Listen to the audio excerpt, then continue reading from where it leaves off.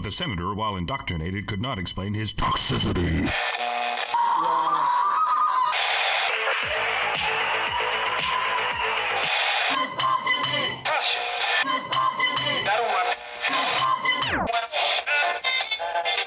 You should not listen to men's rights advocates if you want to know what they have to say.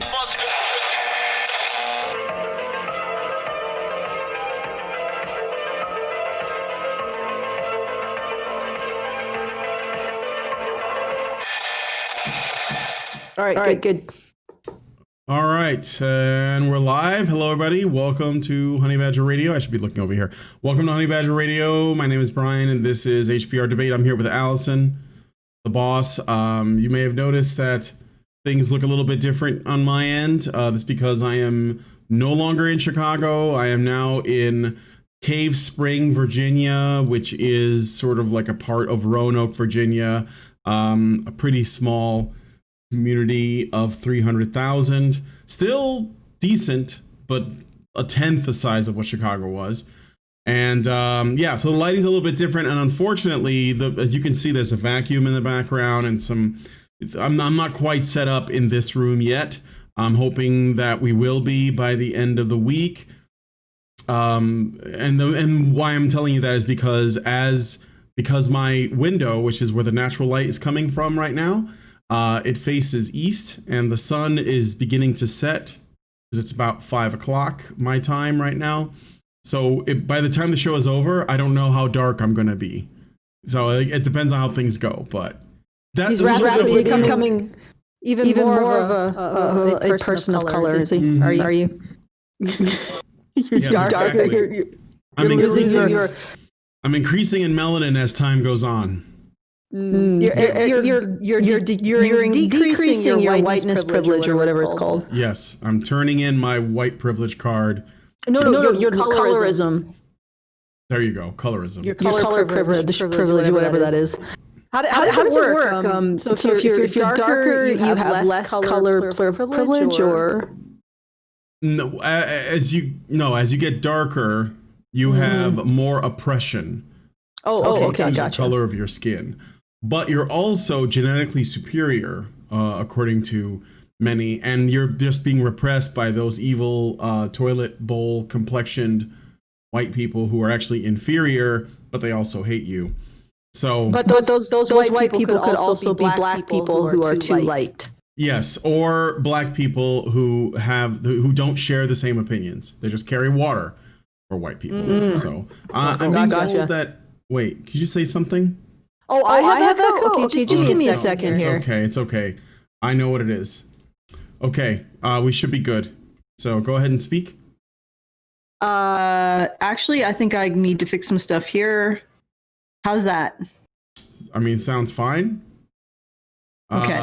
Yeah, I think we're good. So I'm being told that Allison has an echo. I fixed it. I'm pretty sure I fixed it. I'll have to figure out why that happened later, but right now this is good. So, okay. So what we're doing today, because I had to do something, is we're looking at this video from a new, I guess you could say newish, voice against, I'm going to put it in the words that I think she would put him in, but her voice is against radical feminism, and she tries to bring attention to men's issues, some of them legal and or political, many of them social and or cultural. Her channel is called Chloe Army. That's CHLOE Army.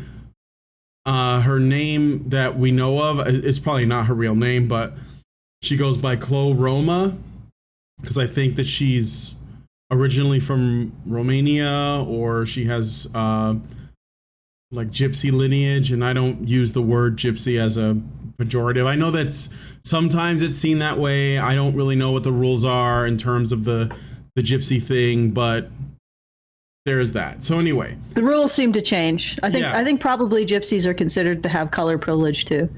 They can. It depends on whether or not there's political leverage against the appropriate people. So, but yeah. So her name is Chloe Roma. She makes videos. They're usually really short. She literally stands in front of her bathroom mirror with her phone, and she shouts about, double standards and things like that. And she became extremely popular. Like, she's at, I don't know, like well over 100,000 subscribers now on her YouTube channel. Which always, when you're in your second decade of plugging away at these issues on the internet, that always makes you feel great to find someone just. Yeah. Well, I think the reason for it though is that, she doesn't go, she does it. The content is very surface level. So if you know about this stuff already, she's not going to say anything you've never heard before. She's not going to enlighten you. She's not going to bring up significant data, but she also doesn't dig super deep either. It's basically like, men should be, have access to their kids. And I'm not saying this to be dismissive. I just think that if you're operating on the surface level, you're going to get a lot more subscribers faster because what you're putting out there seems really accessible. And I think that the majority of the people who are likely sub to her or follow her, they were probably already primed for this anyway. Like, I only recently subbed to her about 2 weeks ago, and it was only because I wanted to see what she was going to talk about. I've seen her, people have sent me links to her videos a bunch of times. They're like, get her on the show, talk to her, blah, blah, blah. And I got to tell you, I tried through Facebook. I tried through Twitter. I subscribed to her so I can jump on one of her live streams and ask her, and she just hasn't responded. I'm not going to say it's for, this reason or that. That's sort of aside the point. But I have reached out to her as Badger live streams, as like the putting out there who I represent, what we work with, and I haven't heard back. So, but that's an aside. I have noticed that recently she's been getting criticisms. There's a channel that that Lindsay watches. It's called Think Before You Sleep, and the guy is, I'm gonna say he's got like pretty MGTOW friendly content where he basically talks about in the media, like the way that women, sort of points out negative or bad female behavior in the media and reality television, in like shows like The Bachelor, things like that. Dr. Phil, whatever, right? And he made a video about Chloe Roma. He calls her a chameleon. This is something that I couldn't say for sure this is true or not, because I think that Allison, Karen, Hannah, Prim, Anna Cherry, like every woman that's gotten involved with this has been called a chameleon, right? I mean, you've been called a chameleon, like an infiltrator, like someone that's gonna just eat the MRM from the inside out because you're a woman. Well, from inside the men's rights movement, I don't know if I get a lot of that. I might have at the beginning, but it was pretty. Yeah. It was pretty a small amount. I don't know. I can't. At this point in time, I'm so like criticism is so. It's almost like I can't differ. Back. Yeah, it's just like, well, okay, that's just your opinion, man. Yeah.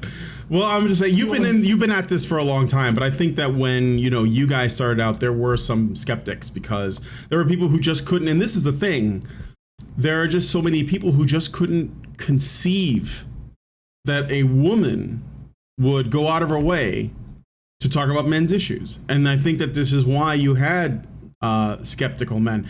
And I would argue that today it's probably a lot safer to be someone who advocates for men. I'm not saying it's mainstream, but I think it's a lot more widely accepted by people than it was, say, in 2011 or something, right? I don't know if it's more accepted insofar as people seem to have bigger fish to fry than fucking around with us weirdos. Yeah. In a lot of ways. Says I hate to say it that way. Okay. But before we continue, I'll actually put my little pitch in. Please do send in those super chats because they help us afford the Badger Badger Cave, and also justify to YouTube why we should continue to exist. So thank you for that. All right, let's continue. Okay, I did get a couple super chats, and then we'll go ahead and start the video. Dragon Noodle Soup thanks guys for the super chats. Dragon Noodle Soup Gaming gives us $5 and just shouts, Brian, thank you for acknowledging me. And yes, I am still here. I just needed a week to get all of my ducks in a row, and I'll be doing shows like normal from here on out. Egregious Charles gives us $5 and says, Baron of Hair says that about you all the time, Allison. Yeah, he says that about all of us though, right? Yeah, but he's basically, it's difficult to take it seriously because he's basically saying everybody in the men's rights movement is infiltrating the men's rights movement. Like at this point, there's no sheep. There are no real wolves. MRAs. Yeah, it's all wolves and it's all controlled opposition. Yeah, exactly. And furthermore, I don't know what to do with his criticisms anymore. Yeah, because like I can tell him, you're lying about what I'm saying. You're misrepresenting what I'm saying over and over and over again. So I just call him grandma and tell him to stop nagging and make his mentorship program. Yeah, there you go. I've given up on you, Baron of Hair. Dragon Noodle Soup Gaming gives us $2 and says, you have been missed, brother. How's the move? It was very, very tiring. Like we were out, Lindsay and I were out of commission for like 3 days. Physically out. Like we only recently, like today, this morning, returned to some semblance of normalcy. And even then we still have more to do, but thanks for your kind words, but it's a little bit of a aside, but thank you. All right. So this video by Chloe Roma is actually entitled, Who Are Incels and What Threat Do They Pose to the Men's Rights Movements? She pluralizes movements. I think, I'm not really sure why. I don't know if she sees like, say, A Voice for Men and NCFM and Cafe and Us as being separate movements, but she pluralizes movements for some reason. So we're going to listen to what she has to say. Like I said, I think in my mind, her content's relatively surface level. It is really digestible, and she almost puts it together like sketches, although not this one. And she's very popular on TikTok, I guess. And like, I don't know where else, maybe Facebook or something. So let's have a listen. And I apologize. Her energy is a little bit different. It's definitely different than mine. Yeah, it's definitely different than yours. Well, yeah, I only get that energetic when the rage rises within me. Well, maybe we'll even then I don't know. Yeah, even then I don't even know if I get energetic so much as just angry. Just angry, furious. Okay. Ball of fuck. Okay. Yeah, good. That's a good way to describe it. Turning into a ball of fuck. It's your girl, Chloe Roma, and welcome to my baking channel called Baking with BS. That's exactly what I just fed you. This isn't Rachel Ray. Today's YouTube video is brought to you by my bathroom mirror because I'm feeling anxious about it, and this is the best way for me to do my best work. So welcome to Who Are the Incels, and how do they pose a threat on men's rights movements? Now I know what you're thinking to yourself. What? You're Okay, please. I know that we may be fellow travelers, at least at this juncture, but that was really that grammar really made me pain. Oh God. Okay, continue. I just want to say before, as I go on, Chloe Roma, if you see this video, I will be more than happy to roll out the red carpet and have you on the show to talk to you personally. So if you feel like at any point we misrepresent your arguments, you can always come on, and I've attempted to reach out to you several times. So just keep that in mind. Okay. probably either thinking, Oh, incel. Those are the virgins, right? Or, oh yeah, an incel. Yeah, I was called that one time that I had disagreed with that woman's bias-ass opinion. Yeah, unfortunately, people like Becky's and other people really not taking it seriously or fully understanding what it is has made it so that a lot of us overlook how serious the incel community is and even what it is. So I'm here to educate you about it today. Somebody can be an incel or have an incel ideology without being that person that's like outwardly saying, I hate women and I want to kill them. All right. There's no such thing as an incel ideology. And I don't know if she's trying to connect a set of values with the people in the incel community. But incel is not an ideology. Incel is simply a state of being. And some of the people that find themselves, let's say, in that state of being like involuntarily celibate, lonely, lacking a connection with people, they haven't been touched by anyone, they don't have friends, they don't feel like they're close to anybody, whatever it is. Some of them will develop resentment. Some of them will develop different feelings. We have different levels of cope. It's not an ideology. It's just a state of being. That's all. Did you want to add something to it? It's easier to feel like you're not getting something that you're owed than to feel like you're fatally flawed. And if you put people into that position, unless you want them to commit suicide, it's going to be cognitively easier to feel resentment rather than that kind of deep rejecting shame. And I don't know, I guess you have to ask yourself, what outcome do you want? Do you want incels to just kill themselves because they're unattractive to you? I mean, if that's the outcome you want, that's fine. Just be honest about it. Just say, you know, I think your emotions are unappealing, even though I don't care about what's actually causing them. And just take yourself out of my sight. And, you know, like if you can manage that, then good on you. You're a bit of a sociopath, but you're an honest one. I really hate this inability to understand or refusal to recognize the situation that incels are in, refusal to acknowledge it combined with judgment of their attempts to coping. So that no attempt to ask yourself, well, how could we fix this or make this better or change this? And coupled with judgment of incels. So you should continue to see yourself in terms of the society that's rejected you. And as such, you should recognize that you are unappealing to us aesthetically and do something about it. Yes.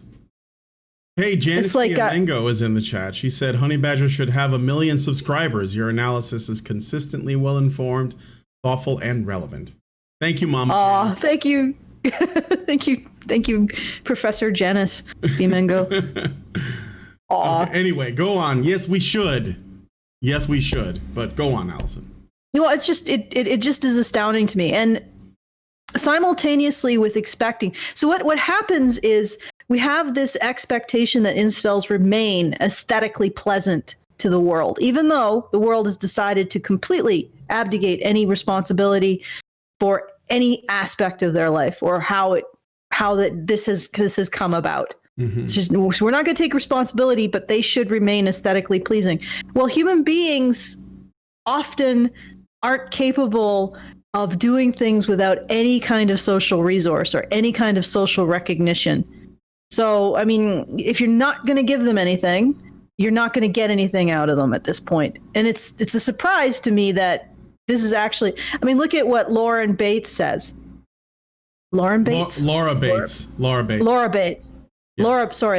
Laura Bates says, and she says, oh, there's thousands and thousands of misogynist men. And I'm like, 1,000? Yeah, out of 4 million or billion?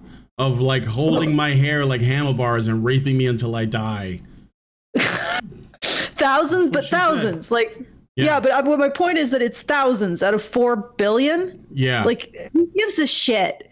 So we got some incels who are coping by feeling resentment towards the world. How is that different than any other era? Mm-hmm. and terrorist organizations have often recruited from the ranks of young men who are resentful towards the world. So that nothing is different. Nothing has changed. Let's just go home. This is a nothing burger. Okay. Yeah. I didn't have a strong conclusion. I just had some thoughts. No, it's okay. Yeah. And I, like part of me wants it.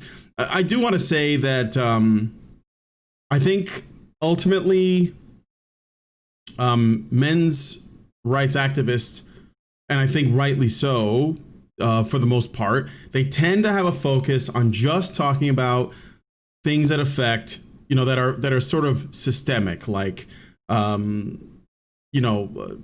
paternity fraud, wrongful paternity, child custody, domestic violence laws as they are currently implemented, criminal justice reform, whatever, right? These are things that are usually like come from the state. But in my mind, and I know that I think, Allison, you agree, I think this is what we try to do here at HBR. It's also good to talk about, and if not more important, to talk about the cultural issues. So we're not looking for systemic state-oriented change to change things like the way that we see men in our society, how we value them, whether they are those blue-collar working-class men that keep the lights on and the water running and the toilets flushing and they answer 911 calls and, they make sure your phones work. They make sure that you can turn the lights on. Or if it's men like incels who have been, demonized, and they've probably been, often they're abused. They have, some kind of anxiety issues, psychological issues, social issues, physical issues, and they find themselves lacking connection. They don't have friends. Nobody likes them. Maybe they're antisocial. Maybe they are abused. So as a result of that, they only understand abuse as a form of love and affection, and they need help, and they will fall through the cracks. And so I think that for my mind, I think that a person who has a focus on discussing men's issues, it's actually paramount that they talk about the men who are in need of help the most, which I think are those kinds of men. So like we don't get to, personally, I don't believe you get to pick and choose what men you want to help out. And if there are men who might act in a violent way in the world because they hate the world, because the world has only done violence to them, and so they feel like, well, they need to lash back out. And if we basically ignore them and say, well, I don't want to be connected with those guys because I don't like how they could make us look, well, I don't think that we're doing them a service, and I don't think we should call ourselves men's issues advocates, because we have to help the people who are the worst off. And I think that playing that... Oh, go ahead, Allison, go ahead.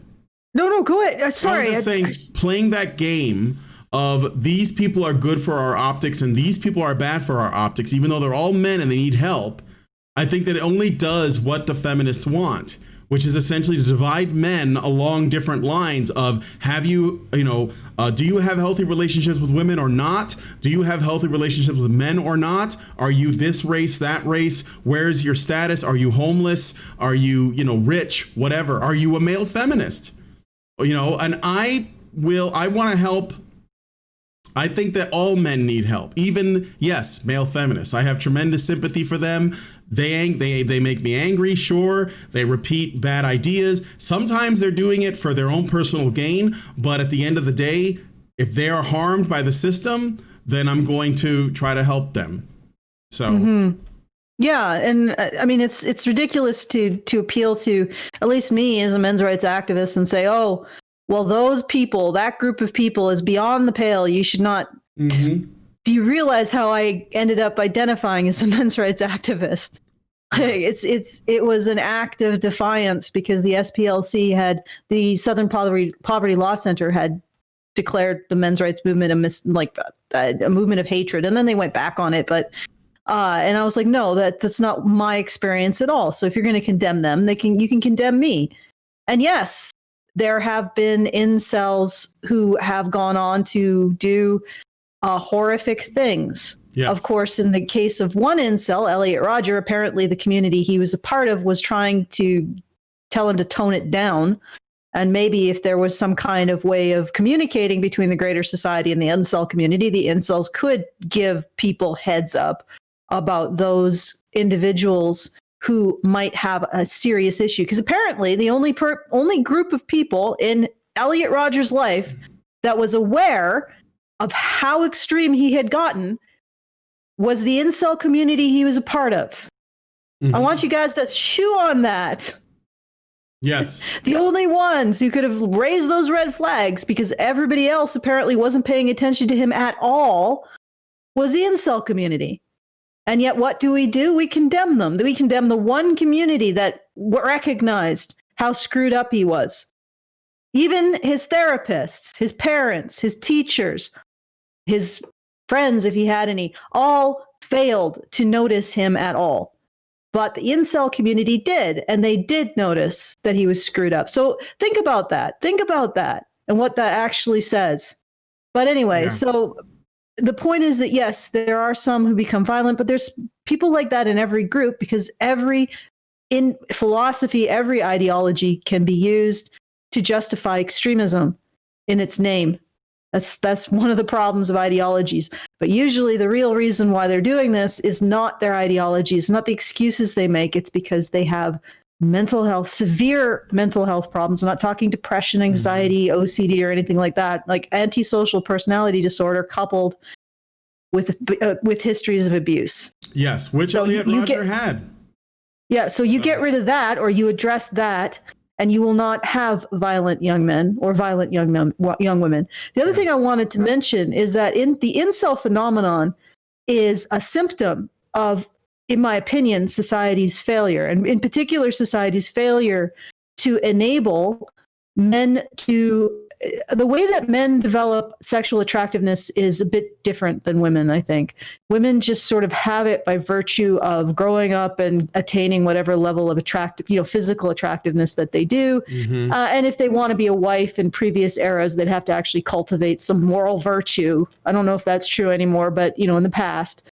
But for men, their attractiveness seems to be tied up much more in their social behavior, their ability to develop meritocracies and cooperate with each other and develop productivity and social status. Well, in the West, we are in the process of dismantling our meritocracy, and we have been for possibly since the petrodollar.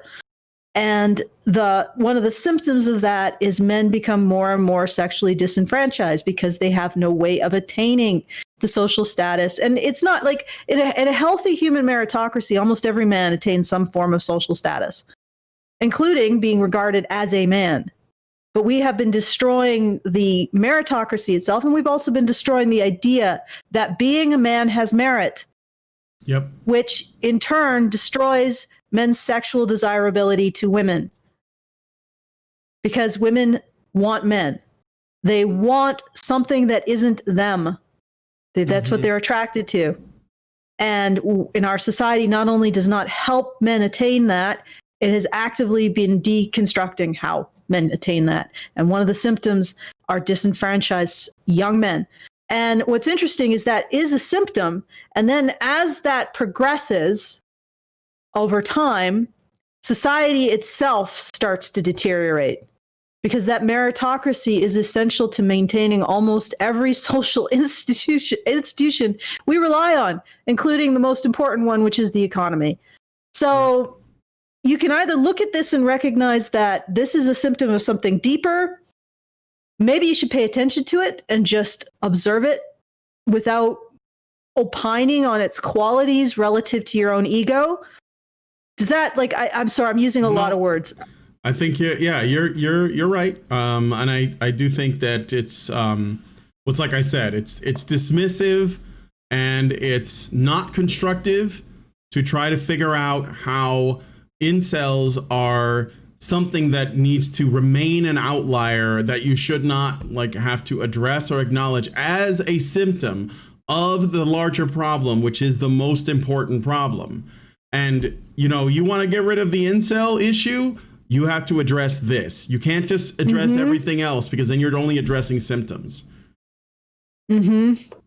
And like I said, so a lot of the incel issue is the disenfranchisement of men from the ability to create sexual desire. I'm not talking about that men are entitled to women's sexual desire. No. But at the very least, if women are going to have certain criteria, society needs to be enable men to access those criteria and develop them. Yeah. Okay. Yeah. I mean, there have always been incels to some degree, but I think the overwhelming majority of men that find themselves in that position can still, would have been able to find another form of fulfillment outside of priests, monks. Yeah, priests, monks, whatever. Or, they just form like healthy friendships with other men. They work with them. They, whatever. They find a way to go on and live a productive life that they can still look back on and be happy for, even if that aspect is missing. Now, I think that we are now at a stage where that is also really unlikely. Like, that's not a likely outcome for men. And I think that the sort of isolation of men who find themselves to be involuntarily celibate, that isolation extends beyond female a connection to women. It also extends to connection with other men. And I think a part of that is this kind of dividing that we're seeing from, I would say, from feminists and moderates, and maybe even some non-feminist types, even some supposedly red pill guys that basically draw a line between them and incel men. And they say, well, we're not you, right? And so it essentially continues to isolate those men, and they have a harder time connecting with people. And again, it's like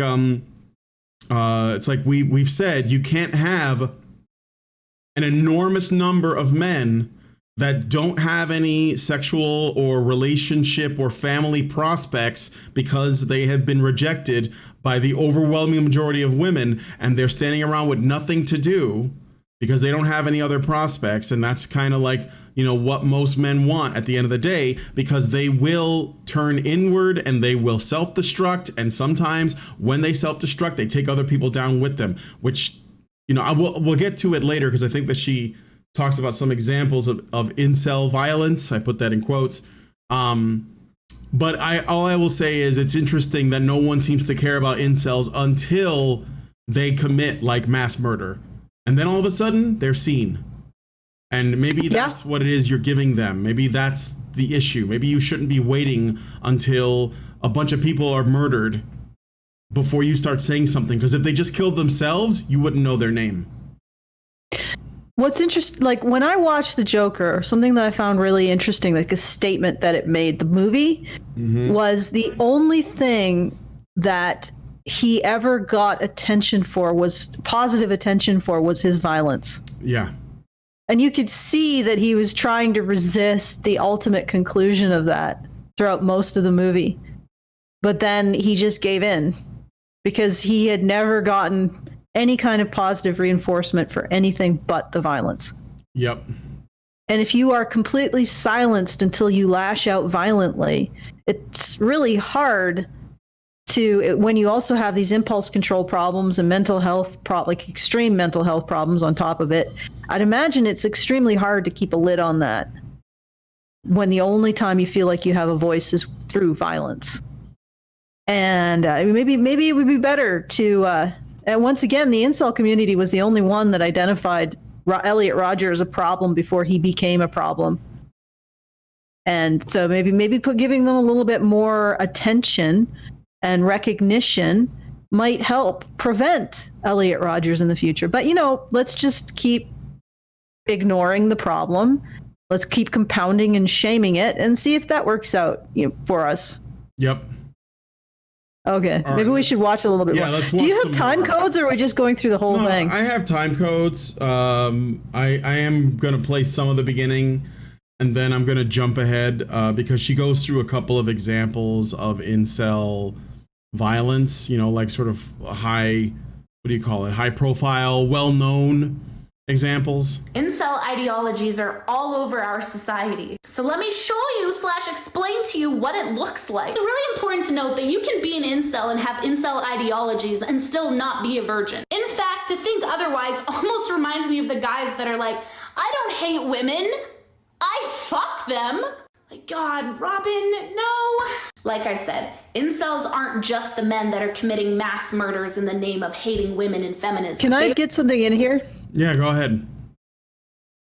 Technically, people who are sexual with the opposite sex have a better opinion of them. And there's a deep psychological reason why. And that is because our sexual desire is actually subjectifying. It means that we recognize the other, like the mental process of the people that we are attracted to. And we start to have sympathy for it. So in general, if a man is having sex with women, he's much less likely to dislike them. That's one thing. And I think it's also true about women too, which may explain some of the extreme feminists who suddenly get a little gentled once they're in a relationship, shall we say? Oh yeah, is it genteel? Is that the word? I know. No, what you mean. gentle. They become passive and. No, they just become gentle. They become less extreme and hateful. Oh, I see. Yeah. Like that girl, the Dice Scum girl. That's the one example. Yeah, Dice Scum. You know the one with the black lipstick, she shaved her head. She was like Dice Scum. Sorry, there's a lot of dogs in my neighborhood. So if you hear that, it's not JoJo, it's some little something out there. Yeah, and then like she had this viral video of her, and then she disappeared for a while, and then when she re-emerged, it was many months later, if not years later, and she was like, I'm no longer a feminist, and she had like a pretty like yellow dress, and her hair was, you know, growing out, and she was really sweet and feminine, and I was like, oh, she must have found some dick. But yeah, no, she had found a man, so. Yeah, that's sort of what happens. It's probably one of the reasons why political lesbians are against this kind of fraternization of the sexes, because it does actually sort of get rid of take the edge off the hatred. So when she says, oh, men say that they fuck women and that means that they don't, well, it's going to be really difficult for them to really despise something they're having sex with. Yeah. Humans don't work that way. It's unless they're extremely damaged, and men who rape are the most damaged of the damaged men. Like I mean, even other criminal men despise rapists. So it's not completely accurate. I guess you got some wiggle room, but it's I don't know. It seems like it's what she's saying here is sort of a little against human nature. So I want to point it out. It's a little feministy too, right? Like it's a little bit of a. I was getting that taste. That's what I got from it. I was like, oh, that tastes feministy. It's like bitter and salty and a little bit, like a little bit shitty. Yeah, like kind of like not ripe yet, but And yeah, when you say, you know, I don't hate women because I have sex with them, but you say fuck them, so you make it a little bit more vulgar. It's like, well, what are you trying to suggest? Like, can men hate women? Who's making the argument they can't? Don't we hear it a little bit too much that they do? But anyway, let's hear some more. They aren't just men like Elliot Rodgers, who is idolized. It's just Elliot Rodger. Why does everyone say Elliot Rodgers? It's just Elliot Rodger. Stop saying Elliot Rodgers. Okay, but are they idolizing Elliot Rodgers for real, or is this just deep trolling? Oh, it's totally deep trolling. I think that she believes it's real. I'm almost certain. Okay, I'll put it this way.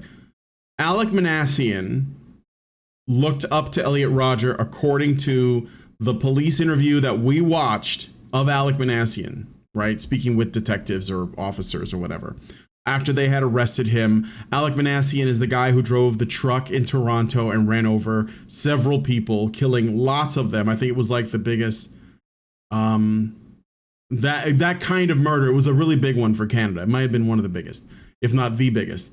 And he said that he did it for Elliot Rodger. He made the claim. But when you watch the interview, you can see that Alec Manassian was he was not there. He was not a normal guy.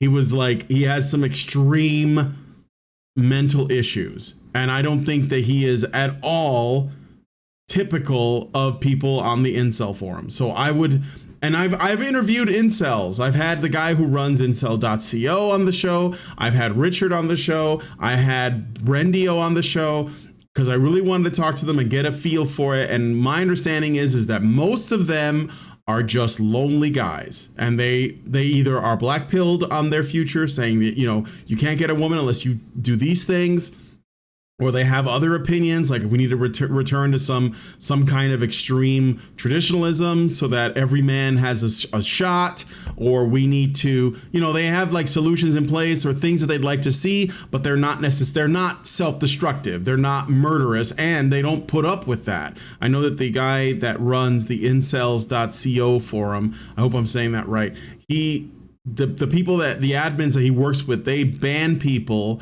if they start talking about violence. Now, I'm not personally in favor of banning. I think that there should be another way to deal with it, because all you do is further isolate those guys, but they don't tolerate it is the point. So definitely Alec Manassian is an outlier. I would argue that most of the other guys, they're maybe they're doing what some let's say some feminists do when they go to social media to kind of like take pleasure in male suffering, and they do it to trigger men, like Clementine Ford does when she like makes jokes about, oh, COVID hasn't killed enough men or whatever. It's bait, right? And she wants the bait because she wants the attention, because then she can sell more books. So, you know, you have to be careful about that. I don't think that Clementine Ford personally wants to kill anyone. I think that she delights in making people mad online. So. She's just a troll, but she's playing an interesting game of trying to assassinate other trolls that she, you know, don't agree with her or right. Take an opposite stance to her trolling position. Right. But the other thing is that the feminists who say this stuff, I generally don't see them as being as socially isolated. Usually they're like, I hate men, buy my book. Yeah, no, they're not. Exactly. Where it's coming from isn't a place of like genuine like isolation and frustration or mental illness. Like I think that Elliot Rodger, you know, his stepmother, she abused him terribly, and his dad wasn't around because he was like this hotshot producer and he was really busy, so he wasn't there for his son to protect him. And she did terrible things to Elliot Rodger, and this made him hate women, right? I think that it had a lot to do with all that. If it wasn't the case.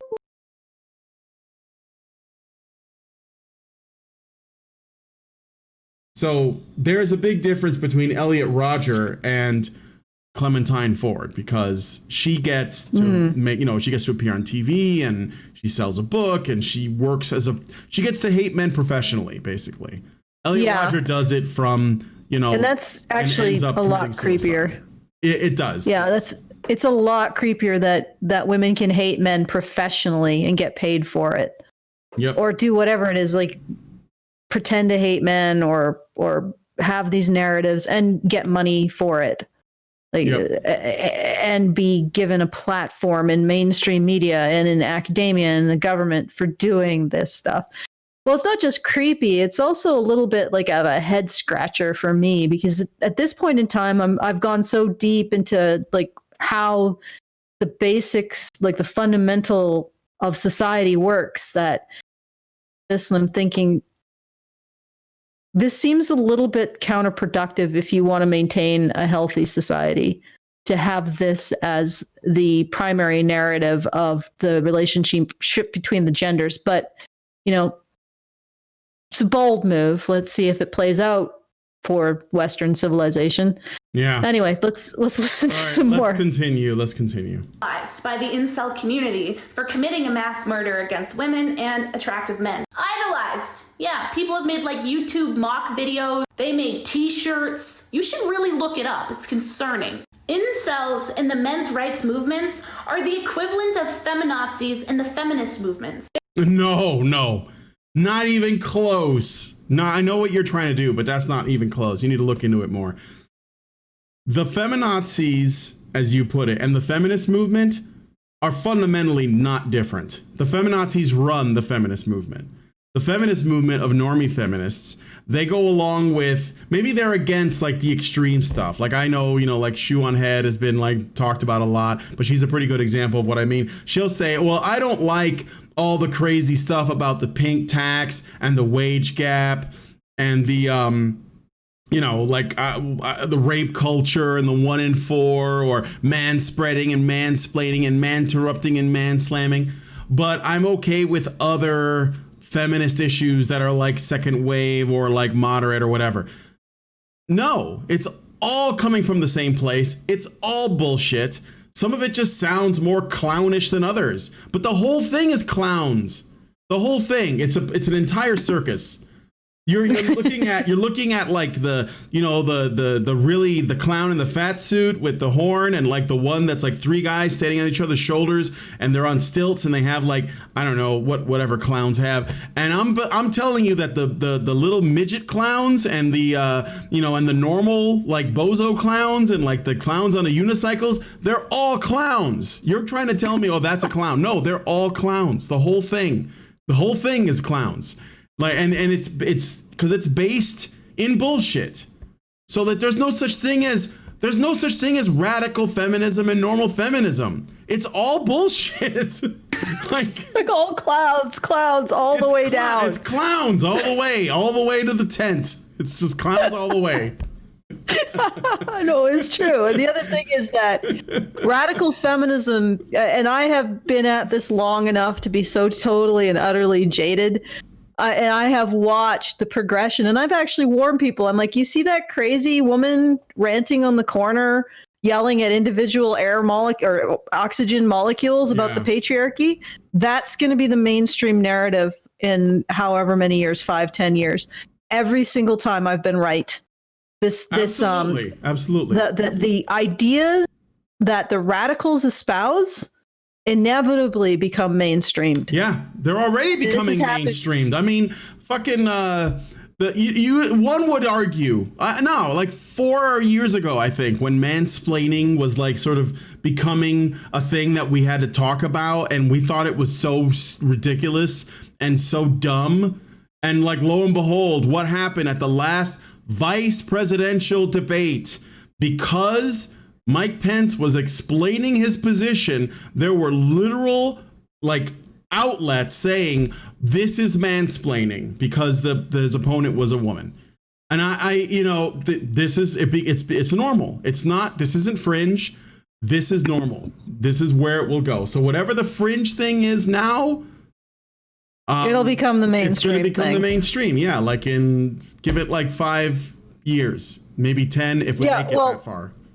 10 years ago, I was calling out a particular feminist campaign called Name the Violence, which was essentially saying that we needed to, like, saying things like violence against women was making men's violence invisible. So we need to name the violence as male. And we need to say that this is men's responsibility. This is men doing. Every time a woman is harmed, it's the responsibility of all men because all men are doing it.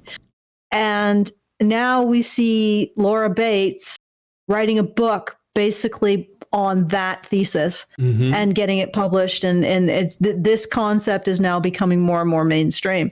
And it's like, yep, that's what happens. And the funny thing is that, like, using your clown analogy, they'll point to the clowns out front doing the craziest antics and say those clowns are somehow separate from the clowns that are doing, I don't know, doing the brass band that the crazy antic clowns are anticing to. Yeah, they're not paying. Like I'm saying, they're pointing at the body positivity clown because they think that's funny. And there's like this big fat clown that wants to be like treated as sexy. They're making fun of like the, not at all passing trans feminist clown. They're making fun of like these other like sort of like big obvious targets, the man spreading clown and the man slamming clown and the, but they're okay with like the let's make street harassment illegal clown, that's because they think that, oh yeah, street harassment totally happens. It happened to me, happened to my sister,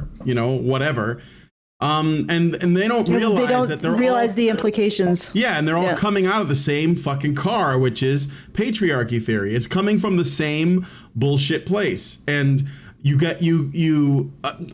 all I will say is, this is why I said, Chloe Roma's commentary is very surface level. She sounds like one of those people who basically says, I don't have a problem with feminists, I have a problem with feminazis. And it's a really, really basic bitch position. And I'm not calling her a bitch. I'm saying the position is a basic bitch position. Yeah, it's a basic bitch position. You got to observe this for a lot longer before you really understand the mechanism, and you realize that the extremes always end up being normalized. The whole mechanism of feminism is an overton. It's an exercise in moving the overton window as far to hating men as possible. And there's a reason for all of this, a deep, deep reason for all of this. It's psychological reason for all of this. It has absolutely nothing to do with men or women, except how to exploit the two. But that's something that I have to get into in a different time. But there exists something deep that's pushing this towards the cliff. Mm-hmm. So, and to say that, the clowns at the front of the train, well, those clowns are bad. But the clowns in the middle cars of the train, they're okay. Well, the whole train is going off the cliff. Yep. So it's all not going to work. But anyway, let's let's keep going. Let's keep going. It's okay. I'm almost I'm having an allergic reaction to my cat 'cause she spread hair all over me. Oh, an asshole. They're the ones that have taken something that was supposed to be meant for something good and turned it into hatred and sometimes violence. And if they're not directly perpetuating it, they're perpetuating the ideologies of it. Let me show you what I mean. So I Oh my God. posted this video on TikTok that I found as CTV footage and a news story of a woman who was wearing a pretty red dress. And, well, I'll just show you. You can see 22-year-old Marie Laguerre in the red dress there as she walks past the man at the top of the screen. She says he whistled at her, made lewd remarks and noises, and they appear to go their separate ways, but the man turns back, follows her, and then ends up hitting her. So I posted that on TikTok. I was like, first of all, it's pretty disgusting that nobody in that cafeteria grabbed that ass and held him there until the police got there. The police were searching for him at the time. All right, I'm just pausing it there. Wait, the police were searching for him because he was a criminal of some kind? Well, did you see the video that I think it's after the incident. So you didn't see the video. So basically, according to the video, a man was catcalling a woman. I don't know where it was. I think it was in Europe somewhere. Go back. You can already see somebody attempting to grab him. Yeah, sure. No, I know that there was an attempt. And the thing is, the only account we have that video clip, which may not have all the context. This is from a while ago. And excuse me. Furthermore, we don't really know. All we have is her side of the story, which is, oh yeah, he was wolf whistling me and catcalling me, and I told him, to fuck off, and so he came over and hit me. It's possible, but if that's the case, it doesn't really explain any kind of trend.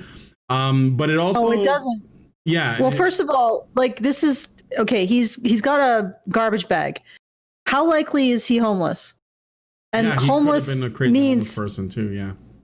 Homeless means mental health issues, and also compounded with living in an incredibly violent situation. Mm-hmm. That's one possibility. Two, how does this reflect on any particular group? Did he say, "I'm an incel whack"?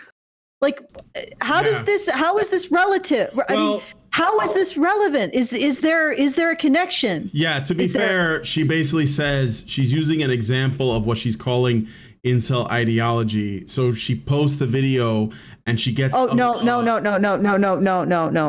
not the incident itself. We should play the rest of this because I just want to address that video clip. I don't think we know enough about it, but that news report was released. So the majority of men were like, yo, I would have pounded his ass, not in a dirty way. That comes after he goes to jail. No, I'm just kidding. But then there were a few comments.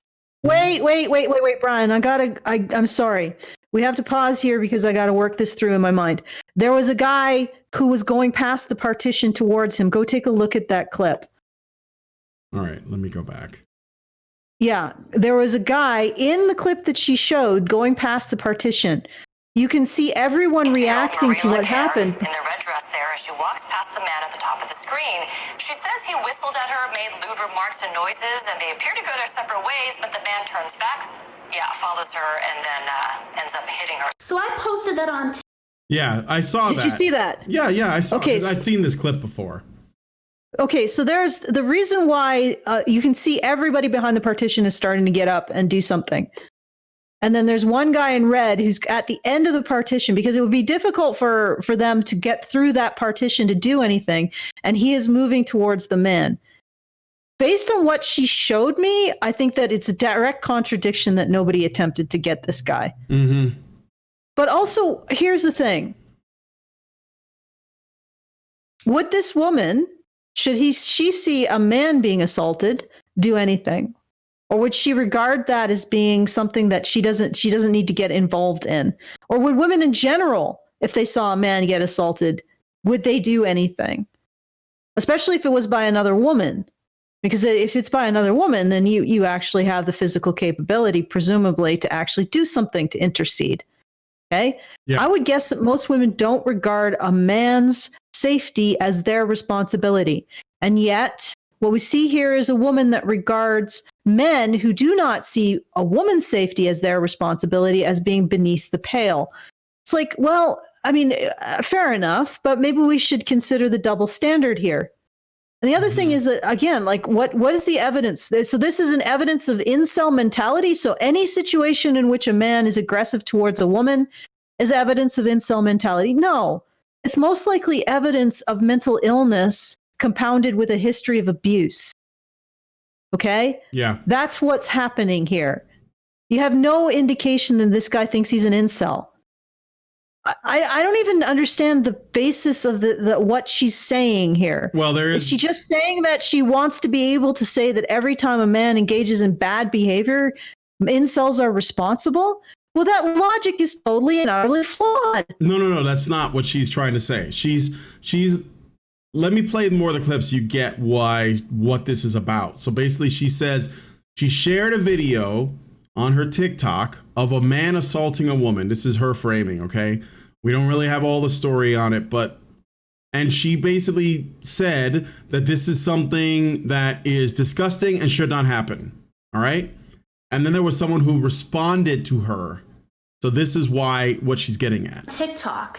I was like, first of all, it's pretty disgusting that nobody in that cafeteria grabbed that ass and held him there until the police got there. The police, which they did try to do, but police were searching for him at the time. That was one big guy. Yeah, it was. News report was released. The majority of men. Go ahead. That guy was big enough that. Or the other guys were pretty small. Yeah. Like that's a dangerous guy. Looks like he's pretty dangerous, pretty deranged. And if I were in that situation, I might actually tell my husband not to get involved. Because to be quite frank, I don't want a dead husband. Does that make me a horrible person? Maybe call the police and just let them deal with it because they have the ability to deal with it. Yes. But a lot of times, I don't know, I guess guys think it's more important to defend a strange woman than to protect themselves, even when they have wives and daughters and family members that don't want them to see. I remember an incident that a guy interceded in a domestic violence dispute between, I think they might have been Hell's Angels or something, or even more criminal, like a biker gang couple. Bikers, okay. Yeah, and she holds him down while her boyfriend, who'd been beating on her a couple seconds later, starts stabbing him. It's like, you just got wasted for nothing. Yeah. Absolutely nothing. And your wife has to go bury you now for nothing. Yeah. And maybe it sounds really cold. But in my opinion, well, and this is more cut and dried, of course, but that guy was fucking big. Call the cops. Let them deal with it. Why should these men's wives have to bury their husbands because of this situation?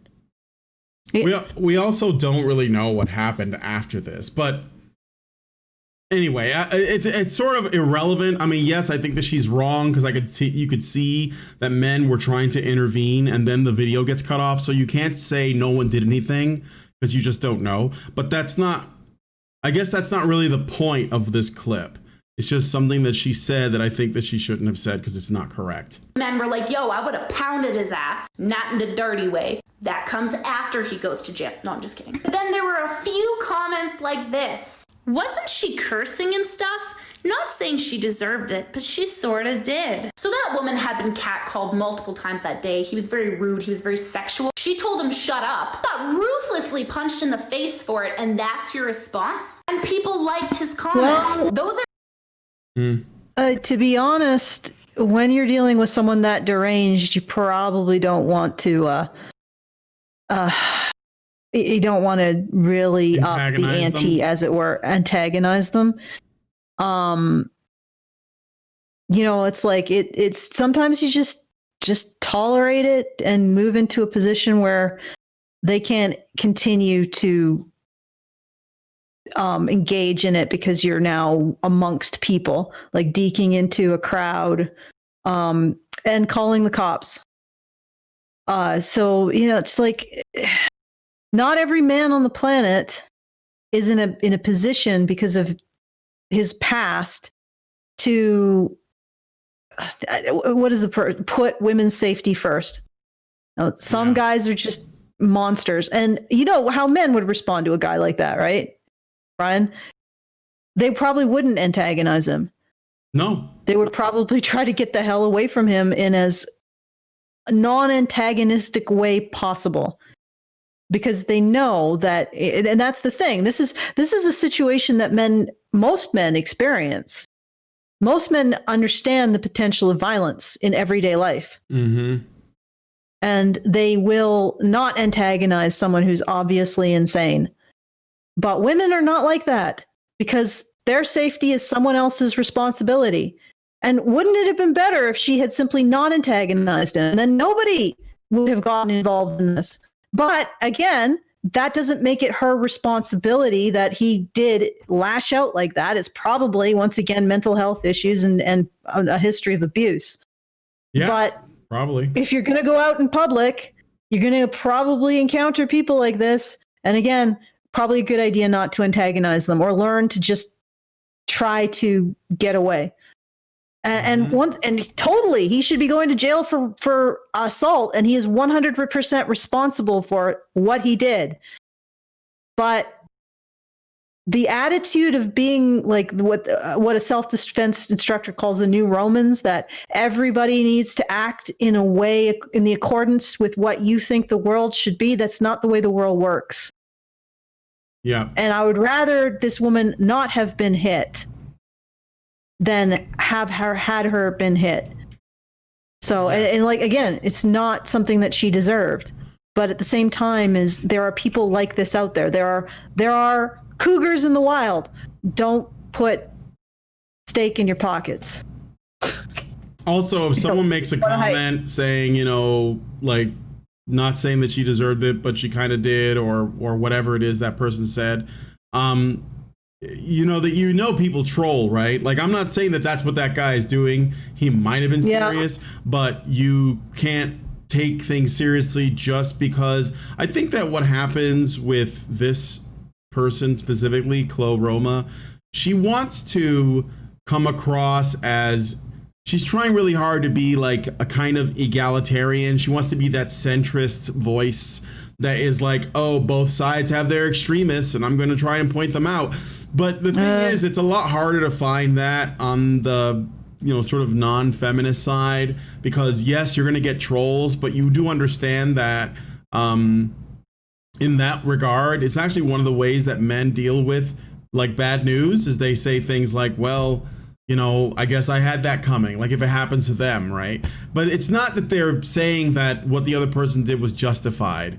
It's rather to sort of cope with the suffering, because we all have to suffer. And so I think the way that some men cope is they will make jokes. And I'm not saying that this is a joke, because I don't know what's in that guy's heart. He could have really meant it.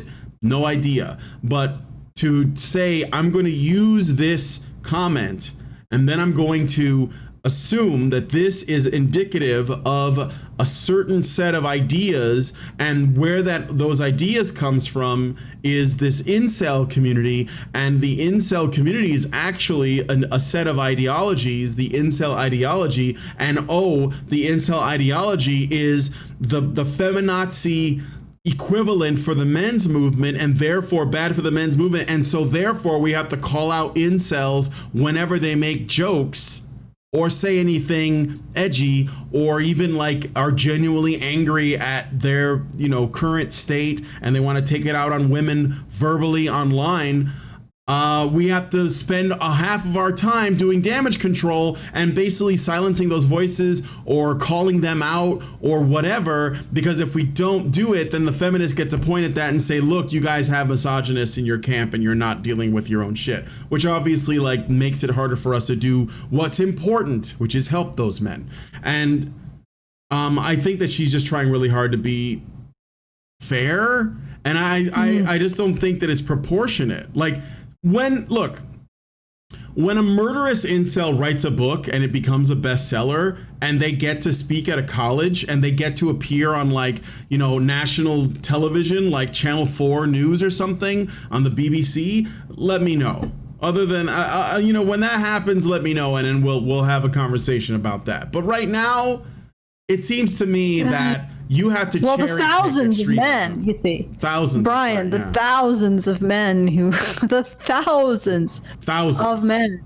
Thousands. Yeah. Like at least a tiny town in Saskatchewan's worth of men, Brian, you see. At least exist in the world that hate women. Thousands. Yeah. But she couldn't even go for something that's actually a little bit concerning. It's some guy who made an edgy comment. 100 million men hate men and women. It's like, still, that's 1% of the population. But anyway. Okay, right. Let's keep going a little bit more. These are incel ideologies. Incels hate women. They blame them for the majority of their problems, especially. They absolutely do not hate women. Look, I want to tell you, let me play the rest of her clip and then I'll... Especially feminists, which kind of sounds like the feminists that blame men for their problems. We call them radical, but okay. They essentially believe that women should obey men, essentially perpetuating the idea that men have ownership over women's bodies. Now you're probably saying, Chloe, that guy didn't say I hate women. He didn't say that woman shouldn't have said that to that man and she wouldn't have gotten hit. He didn't say that man had a right to do that because men should have a say over how a woman acts. No, but his comment did. He essentially asserted the fact that if she had not spoken back, he wouldn't have hit her. All right.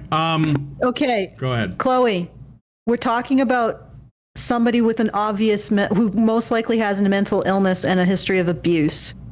Get men out of this conversation, please. What this person is saying is, if someone is obviously deranged, do not antagonize them.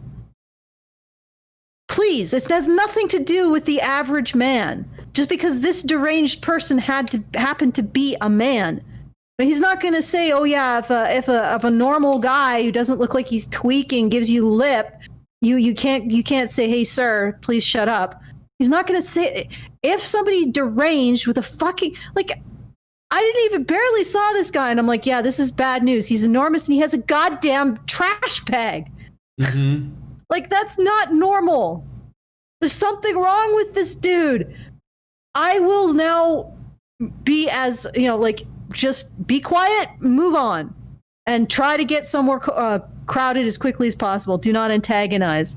There are creatures that are obviously not to be antagonized generally give you some indications of such. This has nothing to do with the interactions of the average woman with the average man. It's the interactions of a normal person with someone who is obviously deranged. So this doesn't, he's not saying, oh yeah, women are owned by men, or women shouldn't speak when men are being fresh or whatever. He's saying, in the presence of someone deranged, at least what I'm saying, in the presence of someone who is obviously deranged, it is in your own best interest not to antagonize the fucking grizzly bear. Mm-hmm. And simply go on your way until you can get to a point of safety and call the cops. That's a reasonable statement. Or he's trolling because that. But that has nothing to do with. You see what I'm saying? She's assuming that this person. She's assuming a hell of a lot. She's assuming, first of all, that this person thinks that this applies to the average interaction between the average woman and the average man, not the average interaction between a normal person and a deranged person on the street. Yeah. You see what I'm saying? Yeah. That's not. No. You don't do that. No. This individual is not talking about men and women. Exactly. Insofar, he's just not talking about the relationship between men and women. He's talking about the relationship between someone who's presumably sane and someone who's looking like he might not be. Mm-hmm. Okay. Well, a violent reaction like that for supposedly, a rejection from catcalling is evidence, I would suggest, that it is evidence of them not being entirely stable, because the average healthy person was simply like take their lumps and move on and be like, well, that sucked, Mm-hmm. So, well, but the other thing is that there was some indication. I think there was some indication beforehand, like the guy's carrying a plastic bag, and I don't mean to shame people who are homeless or do stuff like that, but generally, that's not necessarily a good sign. Yeah. It's just something that it's a little bit of a red flag. Just and then also his behavior is anyway. No, she didn't deserve to get hit. No, but this guy is not talking about the interaction between men and women. He's not saying that this woman shall always just submit to the behavior of men. He's saying that in the case of dealing with the deranged individuals, it might be better not to antagonize them. If he's saying anything at all beyond trolling. Again, it's hard to say. And again, it seems like a strange thing to use as I'm going to use this as my launch pad for my rant about incels and how their existence is a danger to the MRM. So, okay, so let's, I have some super chats. I have a lot actually that I built up. Let me read them and then we'll keep going. So Meredith Glassberg gives us $5 and says, Brian, I hope the move went well. Thank you, Meredith. Oh, Janice just sent us a thing. If Chloe has even a smidgen of understanding and or self-awareness, she is ignoring you. Hold on, Allison, hold on. Requests, Brian, because she knows that on your show she would be completely out of her depth. Thanks to you and Ellison and all the honey badgers for your tremendous insights. All right, thanks, Janice. Yeah, she gave us a big super chat. I'm going to read it again because Allison can't hear the audio from the I was just sitting in silence. Yeah.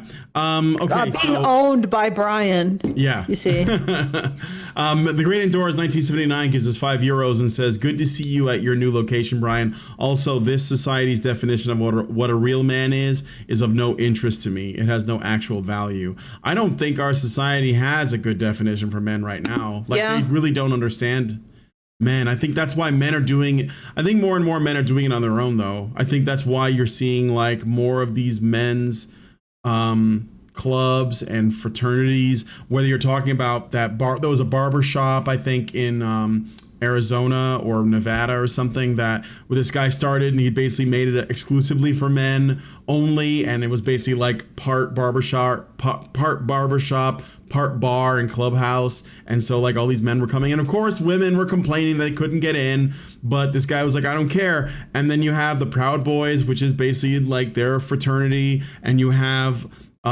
just various groups, like the Red Man group is doing it. I think that's sort of, it seems to be something that's coming up more and more. But yeah, society in general, they don't know.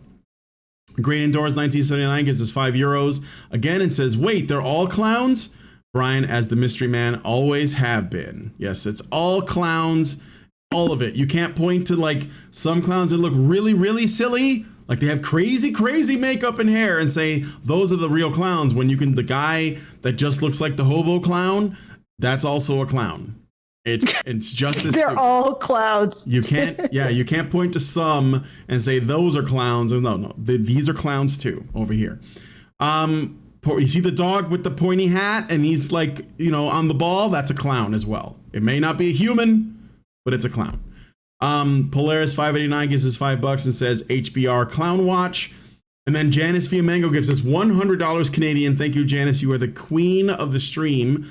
She writes, if Chloe has even a smidgen of understanding and or self-awareness, she is ignoring your request, Brian, because she knows that on your show, she would be completely out of her depth.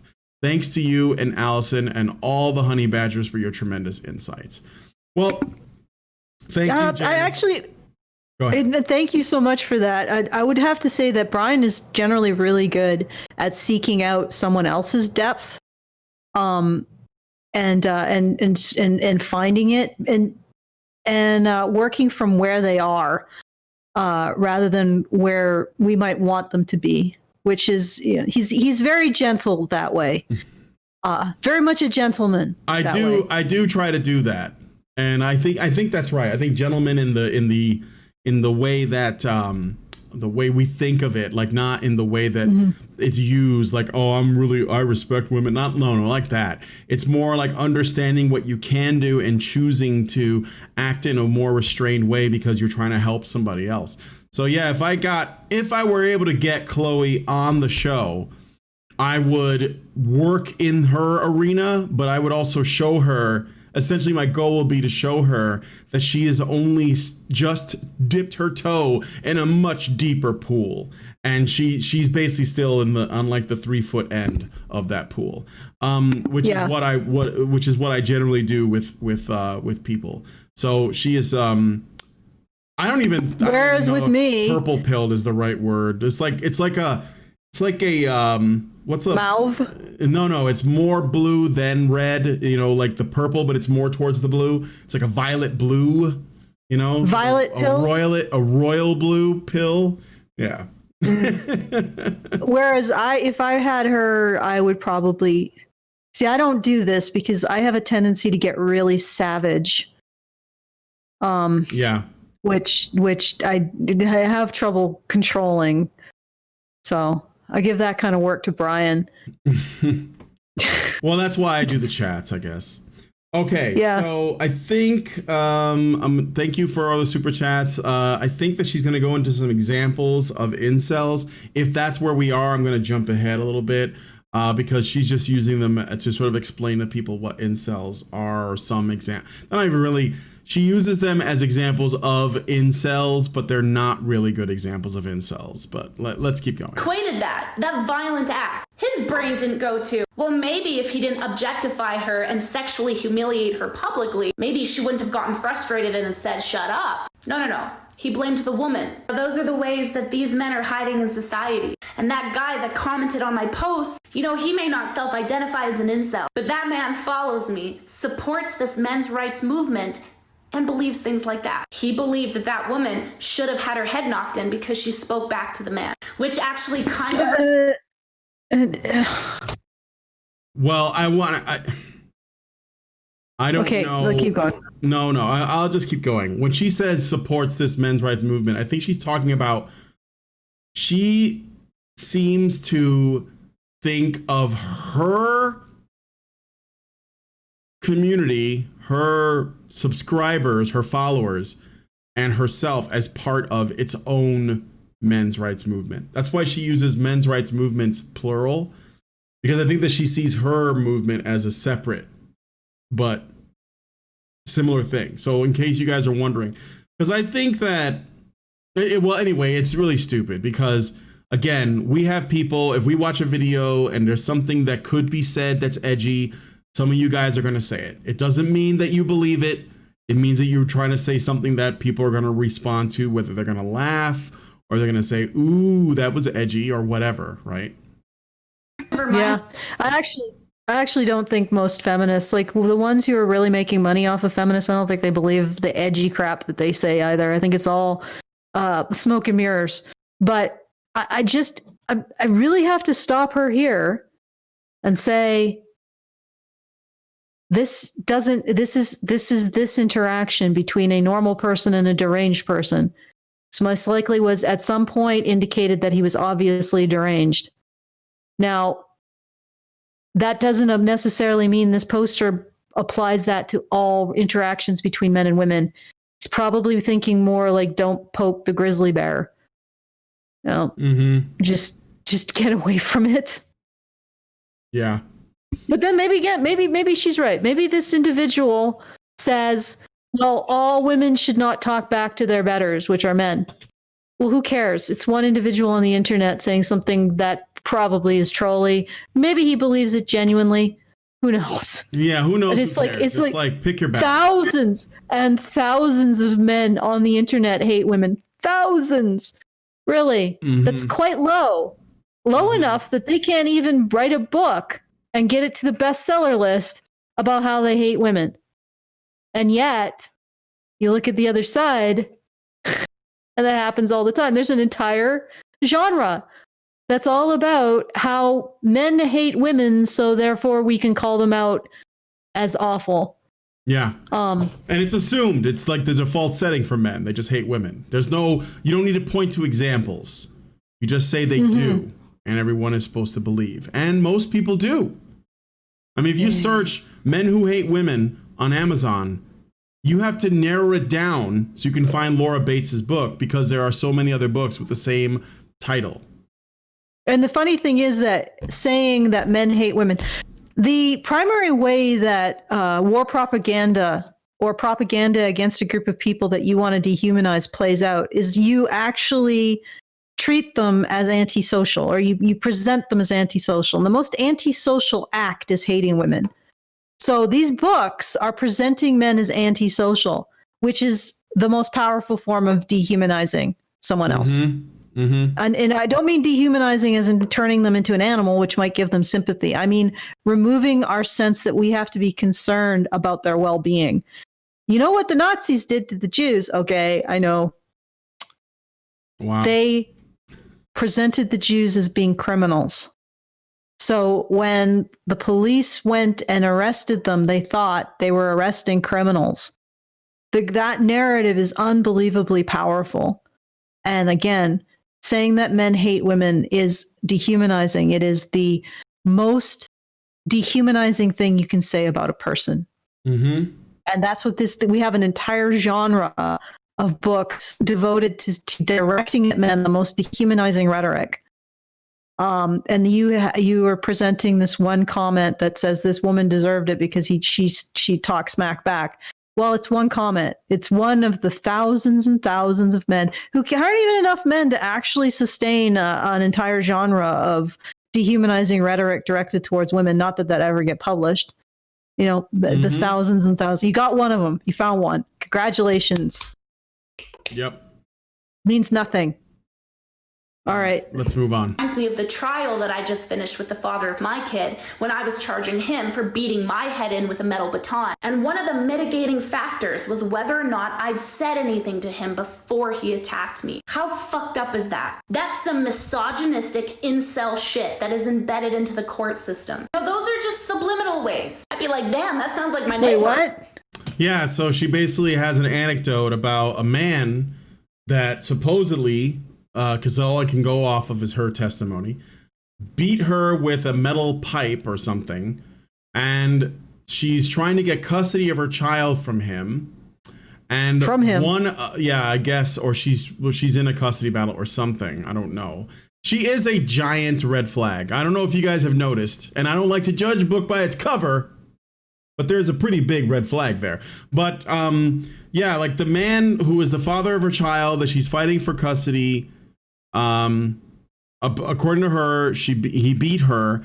And I guess she's saying one of the mitigating factors, one of the things they're trying to understand about how that happened is if she had said anything to him to instigate that action, right? And then she says that this is some misogynistic incel shit embedded into the court system. That's what she said. Okay, so I guess they're talking about incitement or interesting. What? Okay. Probably what they're thinking about is like a history of verbal abuse, wouldn't? Or I mean, like, is it not true that in most cases where there is domestic violence, both parties are most of the time it's a couple of violent people. In addition, is it not also possible that she could have been engaging in tremendous amounts of emotional or psychological or verbal abuse? I'm not saying any of this justifies anything, but like, if you're in a court battle and the other guy's lawyer is trying to make the strongest case possible in the defense of his client, would it not make sense that he might use verbal abuse or psychological abuse or emotional abuse as a counter for the physical abuse? Again, and this is only if we assume that everything she says is true. I don't know. Well, all we have is her word. Okay. Yeah, I mean, it's really difficult to say, and this is one of the problems with using your own anecdotes, not to explain your position, but to make a sweeping statement about the situation that you're in. Does she have any evidence that if she had beaten him with the pipe, that the police wouldn't have asked her, did you do anything to incite it?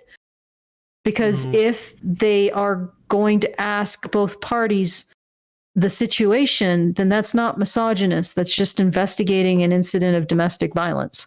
Yes. And statistically, you're more likely to get your kid back.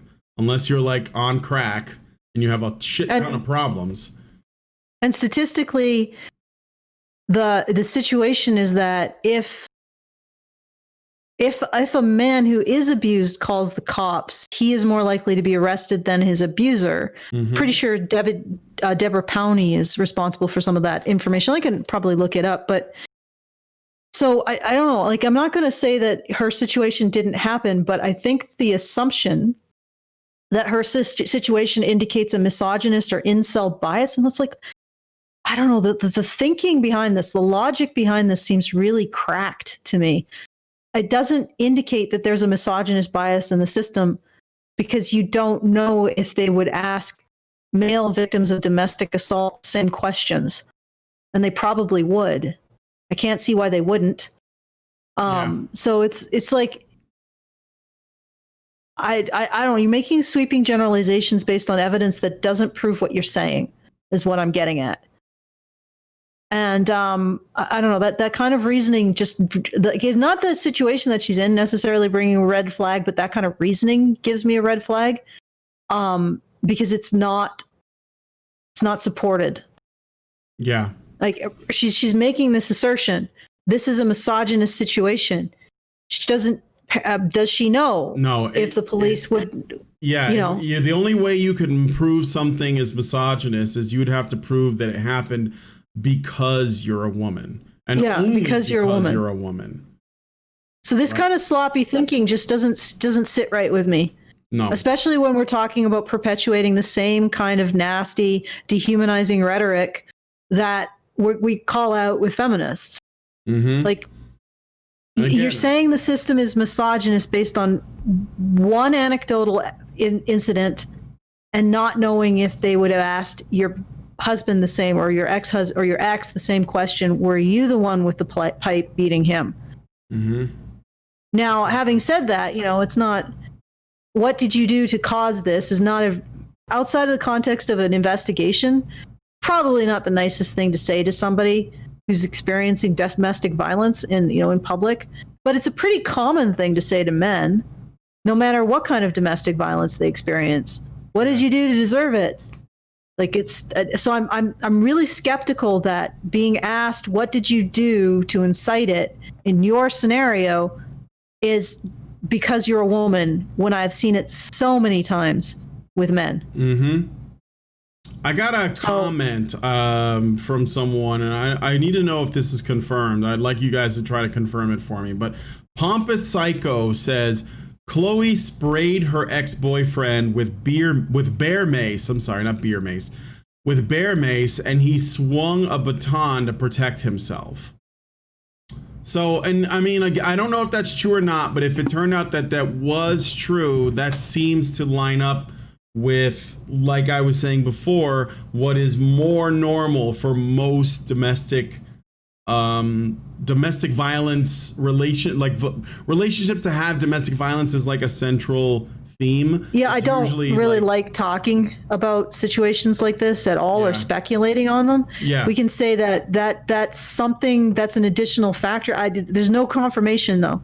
No. So all we have to go on is what she said, which is itself like, I don't know, like it feels like this is something we should probably move on from. Yeah, we can move on. And just point out the problems in her logic. Yeah. That what she's doing is she's taking a personal anecdote and saying that this is evidence of a misogynistic system without realizing that that isn't evidence of a misogynistic system. Yeah, it's not. It's not, and it certainly isn't an incel system. That seems like a weird thing to throw in there. No shit. I don't want to. What the hell? Yeah, I don't want to assume anything. I'm just pointing out the inconsistencies. And also one other thing I meant to respond to from before, incels do not hate women. Incels are obsessed with women, in fact.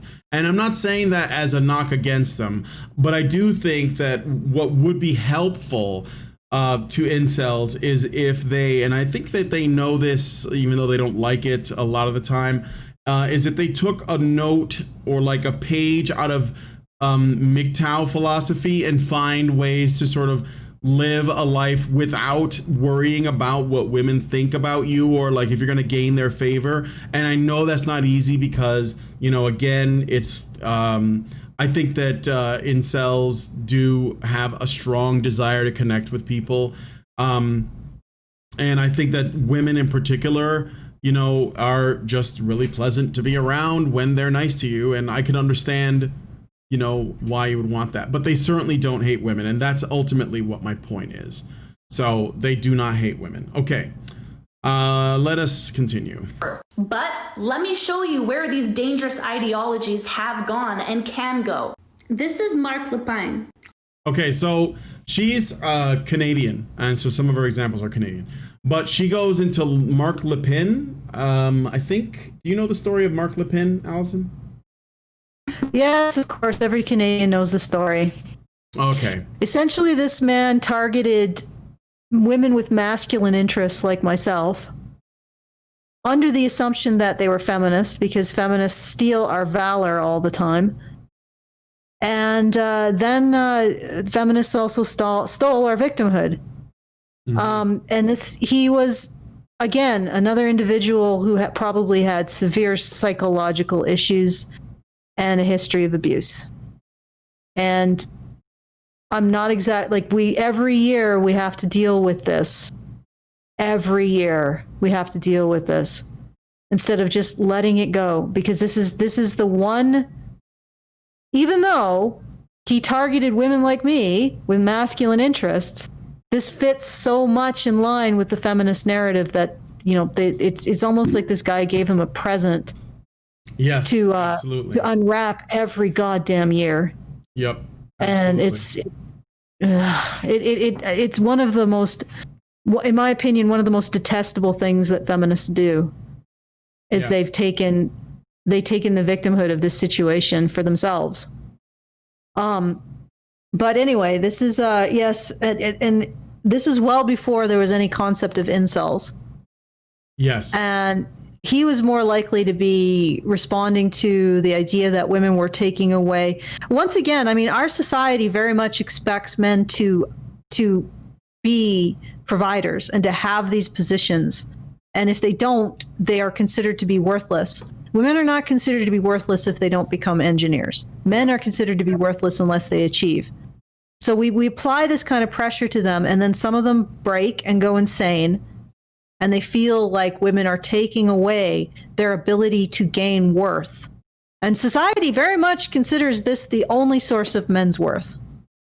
So it's a situation where men are expected to get worth in this by pursuing these particular endeavors. And then society says, but you know what, we'll let women do it too, even though we give women worth regardless.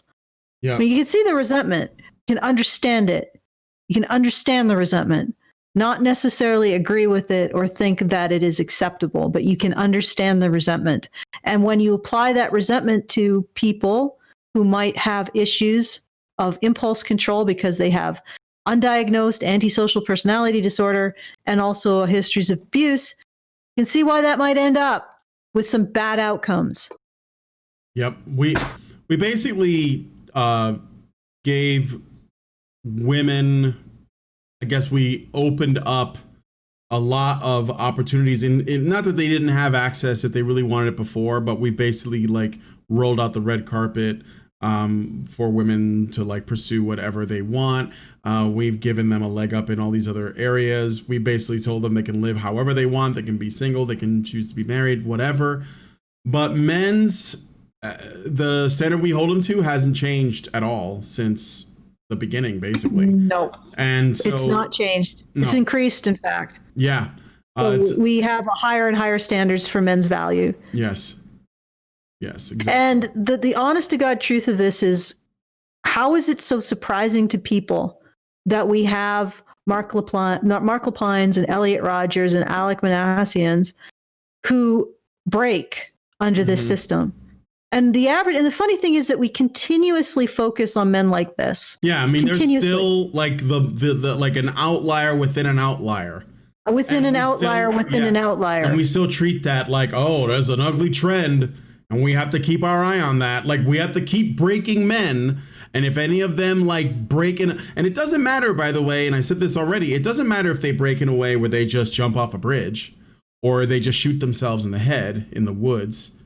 No. That's okay. If that happens, nobody saw it, it's fine. Or if they just become homeless, and they just keep to themselves and don't talk to women while they're homeless with their bag of trash, those are all fine. But if they actually act in the world and they're angry and they're damaged and they lash out, we never take a step back and say, what did we do to cause this problem? No. It's what's wrong with men. What's wrong with all men now? Not just like, and that's, that's just the outlier of the outlier of the outlier of the outlier is evidence of the whole, but it has nothing to do with us.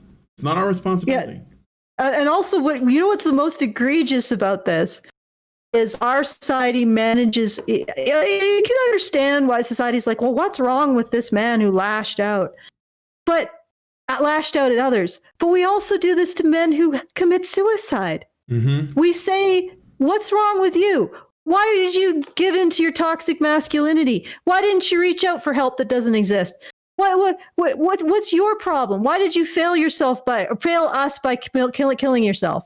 That's what we do to men who kill themselves. That's what we say about men who have depression. How did you fail us by having mental illness?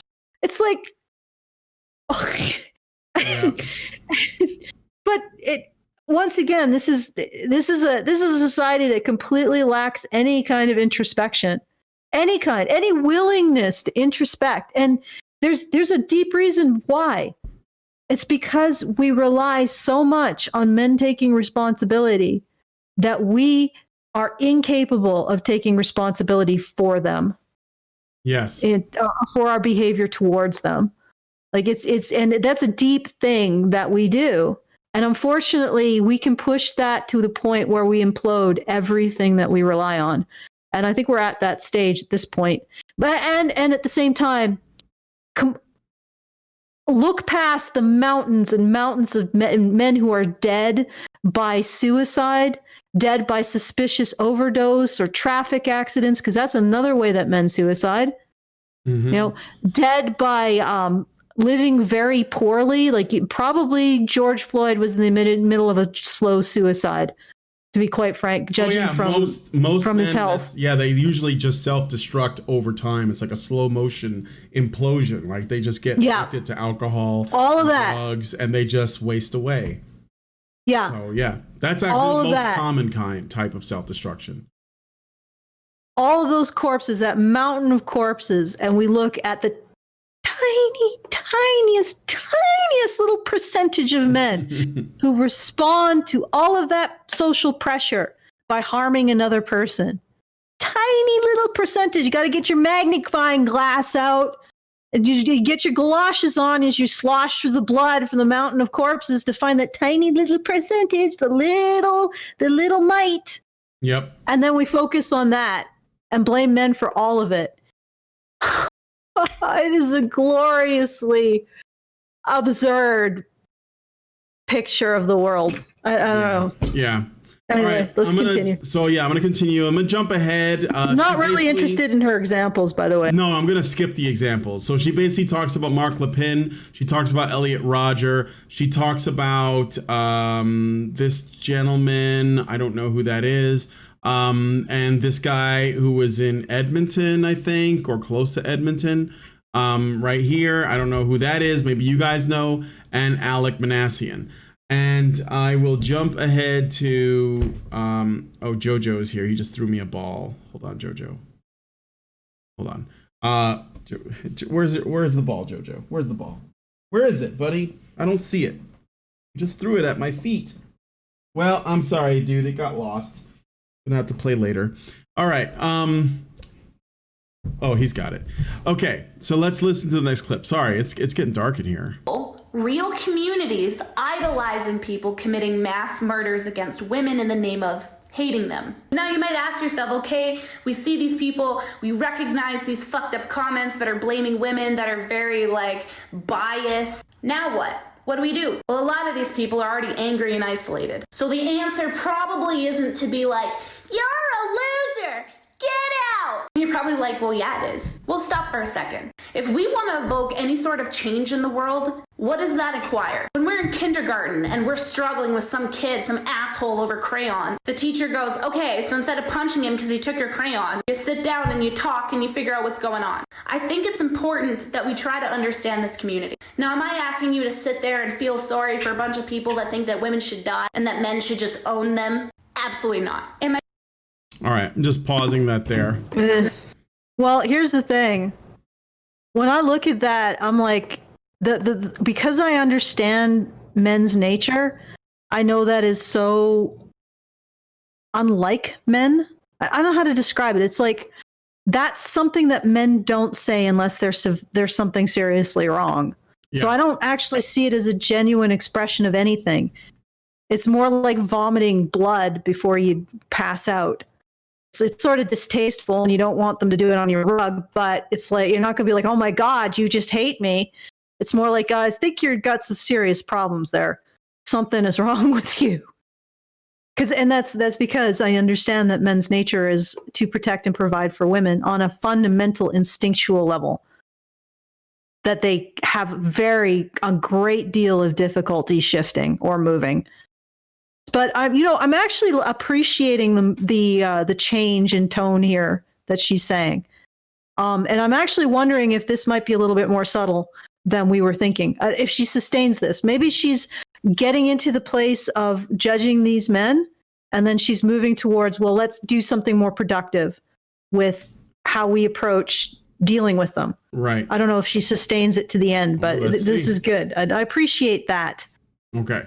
Am I saying, well, these men are missing female companionship, so females, just give them the companionship? Am I saying that? No! But here's the thing. As human beings, we have a responsibility to try to understand each other. A lot of incels claim frustration against not getting laid. But I can't help but ask myself, is it really about not getting laid? Or is it really more about connection? Are you upset because you want human connection? Because think about it. A lot of those forums, a lot of those guys that we identify as incels are isolated. A lot of them are introverts. There's already that missing human connection. Now, when we look at how men are told to express their emotions in society, well, we tell men that they're not really allowed to feel anything negative. You can either feel horny or angry. And when I look at incels, horny, angry.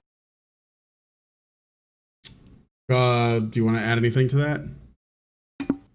No, I want to see where she's going with this before I make my conclusion. Okay. But are they really horny and angry? Or are they lonely and hurt? Again, I'm not asking you to sit here and feel a bunch of sympathy for people that praise people like Elliot Rodgers. No, you're dead set in that way, get the fuck out. But if it is human connection that you feel like you're missing, the only person that is responsible for fixing that is you. Nobody can be placed in your life to make your life better. If you are lonely, it is not a woman's job to place herself there to appease you. You need to figure out a way as an adult to be... All right. What? All right, so this looked like it was going somewhere positive, but then it just becomes, oh, it's your fault. Well, to be honest, you're right. Maybe it isn't a woman's responsibility to do that, to actually extend a helping hand or an ear or a shoulder to cry on. But I don't mind doing it. Like, as long as you're not as crazy as some of the men that I've had to deal with, and women. Let's be frank, some crazy. But, I don't have a problem listening to the woes of the people who are involved in this movement. Sometimes it can get really overwhelming. But it's like, yeah, you're right. Lady, you're right. Women don't owe that to men.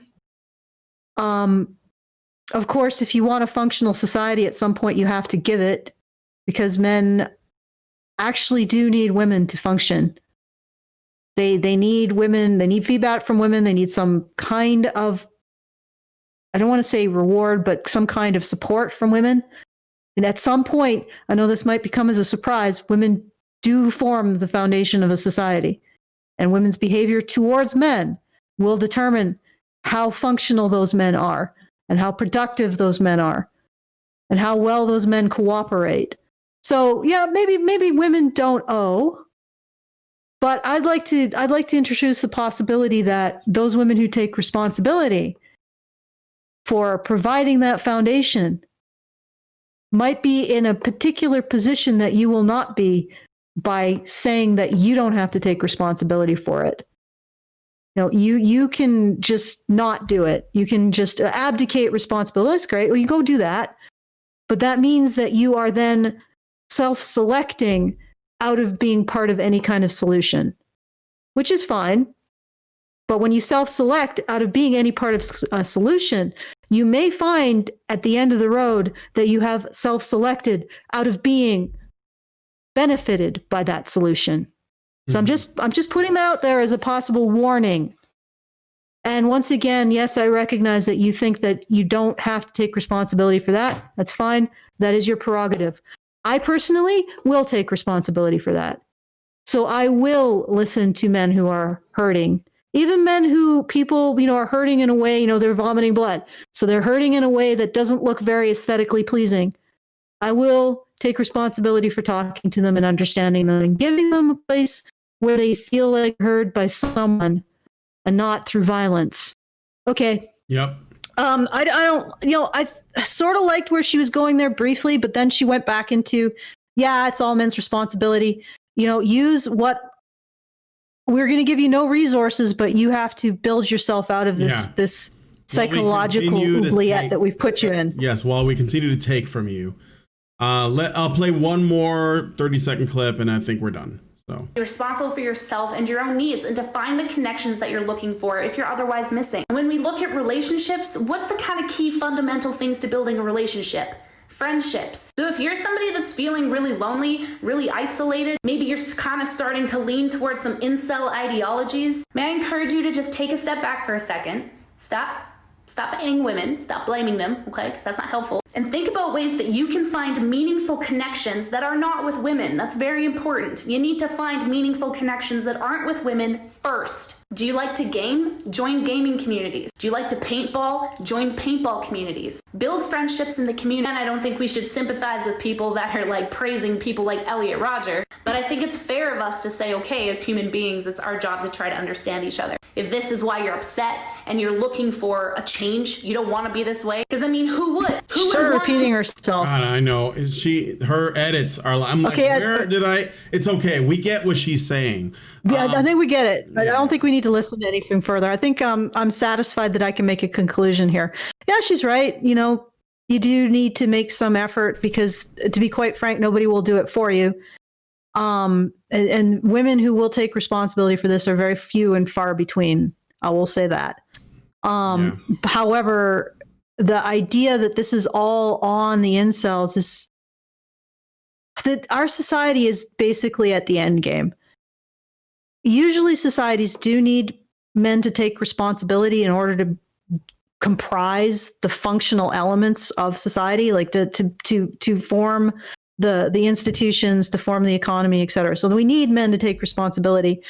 But then we get into the end game where we are trying to make men take responsibility for taking responsibility for taking and not just do the work on the foundation, on a healthy foundation, a healthy emotional foundation, but also build the foundation upon which they do their work. Mm-hmm. So it's like, I don't know how to describe it. It's like we get to a point where we just slaughter the golden goose that lays the egg, because we figure that the golden goose should not just lay the eggs, but also feed itself and make its own fucking stable to live in, or make its own house to live in and everything. And we don't even want to do that. We don't even want to give men a context in which to succeed. We want them to be able to succeed without getting any recognition for it, to serve society without society actually giving them anything for it. And that's end game. That's end game thinking. That's like that. Now we're done with this particular idea of humankind. Now we need to move on to the next one. It's time for a sequel.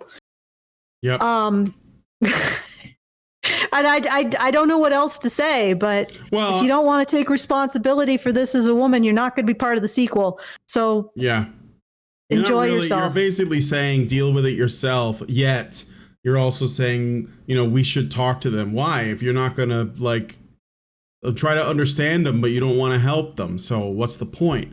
You're just going to create more misanthropes because you have this kind of, I just want them to stop celebrating Elliot Rodger. Well, most likely they weren't. I think most of them weren't. And like I said, they're pretty big on policing it. In fact, like Allison said, the incel community were the first ones to see that Elliot Rodger was going to be a problem. And they were the first ones trying to stop that problem. But now they all get thrown under the bus along with him because they happen to share the same website. And originally, for a very long time, and also to a lesser degree, it still happens, Elliot Rodger still being connected to the men's rights movement. And so this sort of brings me to the crux of the argument that she's making, which is incels should be called out because they make the men's movement look bad. Well, the fact is, I don't know how much you're going to curate makes your the men's movement look bad. Yeah, it makes the men's movement look bad because the incels, according to her, they hate women and they want to control their bodies and shit like that, right? Well, even if they do, it's like I said, somebody is vomiting blood in your hallway, and they're getting it all over your carpet. Are you gonna be like, oh my God, you hate me, you're ruining my carpet? Or are you gonna be like, oh my God, there's something seriously wrong with you? That's the thing. When you understand this, when you strip away all the feminists, all of the latent feminism, it includes the Indian men, they're actually evil. The Muslim men, they're actually evil. The African men, they're actually evil. Any man who's browner than a paper bag is actually evil. But not this, that's not racism, by the way, guys. It's not. It's just genuine sentiment that's all progressive. When you strip that away and you understand the essential nature of men, that when they're expressing things like hatred towards women or wanting to own women or not care about women, this is something that is a symptom of their pain. Like the only true people who could be misogynists are women, to be quite honest. Yeah. Men, it's almost impossible. There's something seriously wrong with a man once he's got to that point. Like I said, he's vomiting blood on your rug, but are you going to say, hey, you hate me, you're making a mess that I have to clean up? Or are you going to say something is wrong? Something is seriously wrong. Exactly. What the fuck are you doing to my rug? I really tied the room together. Exactly. But this is what she's doing. She's saying, you're ruining my rug. Yeah, exactly. Instead of that's what I'm saying. And then when it's like, well, can you help me solve this problem? No, you have to fix it yourself, buddy. I just don't want you to do it on my rug. But I would like to talk to you and try to understand you a little bit better. But get out of my house first.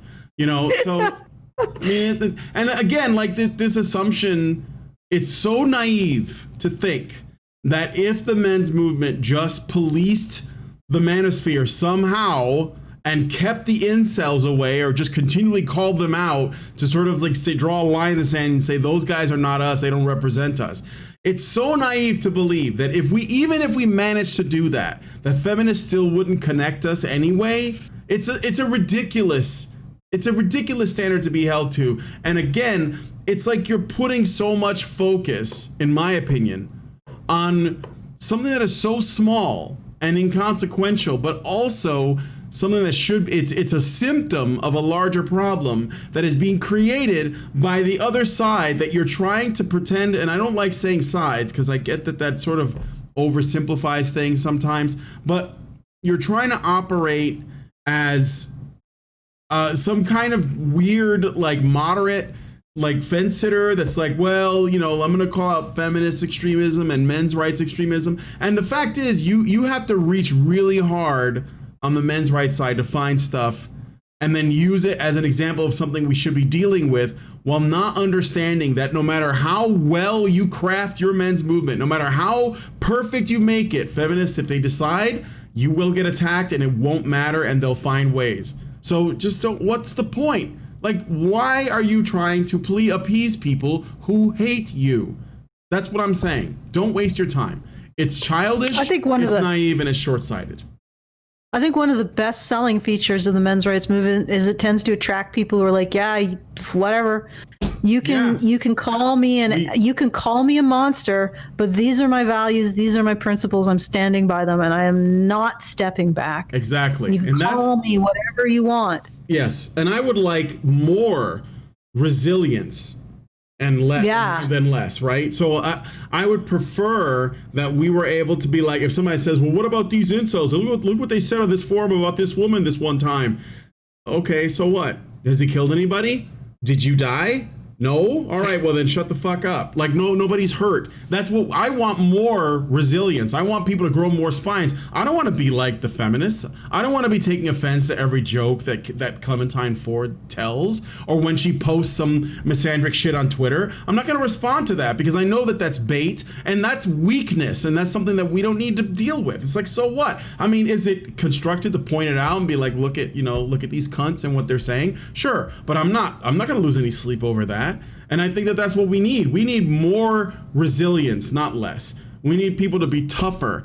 And if you're going to be a part of the men's movement, you do have to be tough. I think you have to have a spine. And I think that in many ways, incels are probably some of the toughest people, because the majority of them manage to get through the day and they don't kill anyone. They don't kill themselves. They just get on with their life. So they're doing well. Most of them, despite everything. And I think they deserve credit for that. Mm-hmm. So I'm not going to... Well, they also deserve credit. They also deserve credit being the only people that recognize that Elliot Rodger was a problem. Yeah. And nobody listened to them. Like, if they had a voice, people probably could have been, like, saved. And in fact, beyond that, if Elliot Rodger had a voice before that, he might have been able to get the help he needed. Maybe somebody would have protected him from his stepmother. Yeah. But you know what? No, we don't get to talk about Elliot Rodger until after he commits a heinous crime and murders a bunch of people, mostly men, by the way. Then we get to acknowledge him, and only as a monster that is actually representative of men. But when he was suffering and he was being abused and no one knew his name and no one acknowledged him in school, and they probably just acted like he was a weirdo they wanted to avoid, nobody cared. So... yeah, I miss the time when school shooters were just school shooters. Yeah. And they weren't like some political tools. Mm-hmm. Oh, so gross. Anyway. Yeah, it is. Okay, so anyway, that's it for Chloe Roma. I'm going to read your super chats. All I will say is, again, my door is always open if you want to talk about it. I don't know what your point was with this, but I do understand that she got shit for this video, and I think that it's sort of deserved, because it seems to me that this is a strange hill to fight on. I mean, but I appreciate that you at least acknowledge that incels are in fact human beings, but you need to learn more about the movement and what they actually stand for. So, and not make not make these sweeping assumptions. Like just setting aside personal, like I don't want to get into talking about people's personal anecdotes. I just want to say this evidence does not support your conclusion. The comment does not support your conclusion about the mental space of the person who's commentating. There's no indication that he meant that this would apply to the average man and the average woman and their average interactions versus the deranged man on a street or deranged person on the street interacting with the non-deranged or normal person on the street. So I wouldn't use that comment to make the conclusion that you did. I wouldn't necessarily make the conclusion that you did from your own personal anecdote. I think your logic and reasoning doesn't measure up to where I would like to see it. And again, like Brian said, I appreciate the fact that she ended by saying that incels are indeed human beings and maybe we should try to understand them. I'm not as convinced about her, go out and make friends, take a shower, make friends, lawyer up, gym, go to the gym, etc. Advice. Not convinced that that's necessarily where we should go with that, but that being as it said, I've spent a lot longer with this issue, so I probably have a much different perspective on it. All right, so shall we do the final super chat? Do the super chats. Oh shit! I used the word that I should not have used. Keep going. Super chat? No. Okay. Xerix gives us $5 and says, "Do you know when this video was uploaded? If it was within the last 3 years? She's not up to date on stuff considering her focus. It's from 3 days ago, so very recent. I mean, I believe so. I looked at it. It was like 3 days ago or maybe a week ago." Mr. Phantasmic gives us $5 and says, "Is Allison willing to share who she's voting for in the Saskatchewan general elections next week?" Probably the Saskatchewan party. Okay. There you go. Maybe the Buffaloes. Sounds like certainly teams. Not NDP. Football teams. The Buffaloes. Doesn't it? I'm voting for the Rams and the Vikings. I wish Brian's we could just vote for the Rams. That. Yeah. That'd be a change well, of it pace. almost exactly. Well, probably it would be better politics. Yeah, exactly. I'm voting for the New England Patriots. Easy. Okay, but anyway. Yeah, so thank you, Mr. Phantasmic, for that $5. Curtis Wade gives us $5 and says, "The products of men taking responsibility are so pervasive that people are blind to exactly what men do." Yes, it's actually like the scene in The Matrix Reloaded when Neo met with the Oracle in the it was like a park bench, and she talks about the birds and and how they're like the system working as intended, and so no one notices that they're a part of the system because everything's working. So, but silly me for bringing up The Matrix. I understand that now it's basically a trans allegory and has nothing at all to do with anything that we thought it was actually about. So and also that so it doesn't really have that political or social depth. No. Yeah, all that's gone. It's just got to be about surface level shit. It's forgettable now. Carcayu gives us 2,500 Chilean Chilean pesos, which isn't that much money. Did not put in a super chat comment. Thank you, Kakayu, for the super chat nonetheless. I only said it's not that much because 2,500 sounds like a lot, but it translates to like $4 or something American. But thank you. Well, that's probably a lot for him. It could be. It's a Chilean peso. Yeah, Chilean pesos. And Iggy Thunders gives us $5 and says, "Some shekels for the Badger Bays and Brian." Thank you, Iggy Thunders. And I also got a comment from Real Raven 2000 who says, "Why would you pick the most contentious issue by someone who might be a powerful ally at Badger live streams? Get her to talk here." I'm not doing this to pick on her. I thought it would. I saw that everyone was talking about it, like Natty and Richard and some others, and I thought it could be something that was worth responding to. And I literally watched it like just before the show. I wasn't even sure what was in the video until I watched the video, which was just before Allison and I did the show. And I don't think why wouldn't we? Yeah, like, I don't think there's anything wrong. I'm not going to be making any kind of overtures or where's this comment, by the way? It was I was just tagged in a comment. Real Raven did not send a super chat. I just saw a comment. He tagged me in it, so I thought I thought it was worth. Because I don't want to be. I don't want to rely on anyone who can't take criticism, to be quite frank. Because when you do, then what you're doing is you're just creating a exploitable flaw or a point of weakness. So, and that's my approach that I've always had, is that I do not become reliant on people who are incapable of questioning themselves or questioning where they are. Because the inevitable thing is that you will go somewhere and they will cut you off, and everything that you put in that basket is now gone. Everything that you entrusted to them is now gone. So what's the point? Don't even start down that road. Yeah. If she's genuinely interested in being an ally, then she can listen to what we said, which I thought was entirely reasonable. I don't think that we have done anything offensive. We haven't insulted her personally. We've kept it to her belief, to her logic, to her conclusions, to her statements. It's why I said that I don't want to talk about her personal situation or speculate or start talking about rumors about what happened, aside from what she said herself. I just simply said that this anecdote about your life doesn't support what you're saying about the world. I'm not going to get into a conversation about whether or not it's accurate to her life, because I don't know. So I think that we've been entirely reasonable. And if she wants to come back with something that is aggressive or not reasonable, that's on her. Yeah. All right. Well, that's it for the super chats and that one comment that I thought was worth responding to. So I hope you guys enjoyed the video. Would you like to say a few words before we close? Sure. Yeah. If you enjoy this content. Notice how dark it's gotten.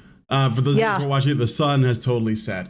And this is how dark it gets if I don't have lights. So I will have lighting soon. But right now I look like I'm in a cave. Okay, go ahead, Allison.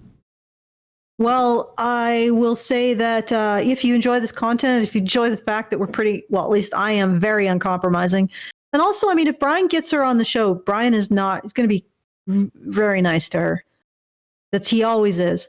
But anyway, so if you enjoy the fact that I'm not going to compromise on my position of seeing compassion for men and expressing compassion for men, trying to understand men and understand how the society really works, then please go to feedthebadger.com and support our work so we can continue to do it and bring this wonderful content. You can also support our monthly fundraiser to be able to pay for Brian, Prim, and Hannah, although Prim I don't think is doing a show this week or this month. Anyway, you can go to feedthebadger.com/project/badger-media-blitz, or just feed the Badger. I know the pop-up will take you to our monthly fundraiser. And please do support us, because we can't do this without you. That's quite frankly the case. All right.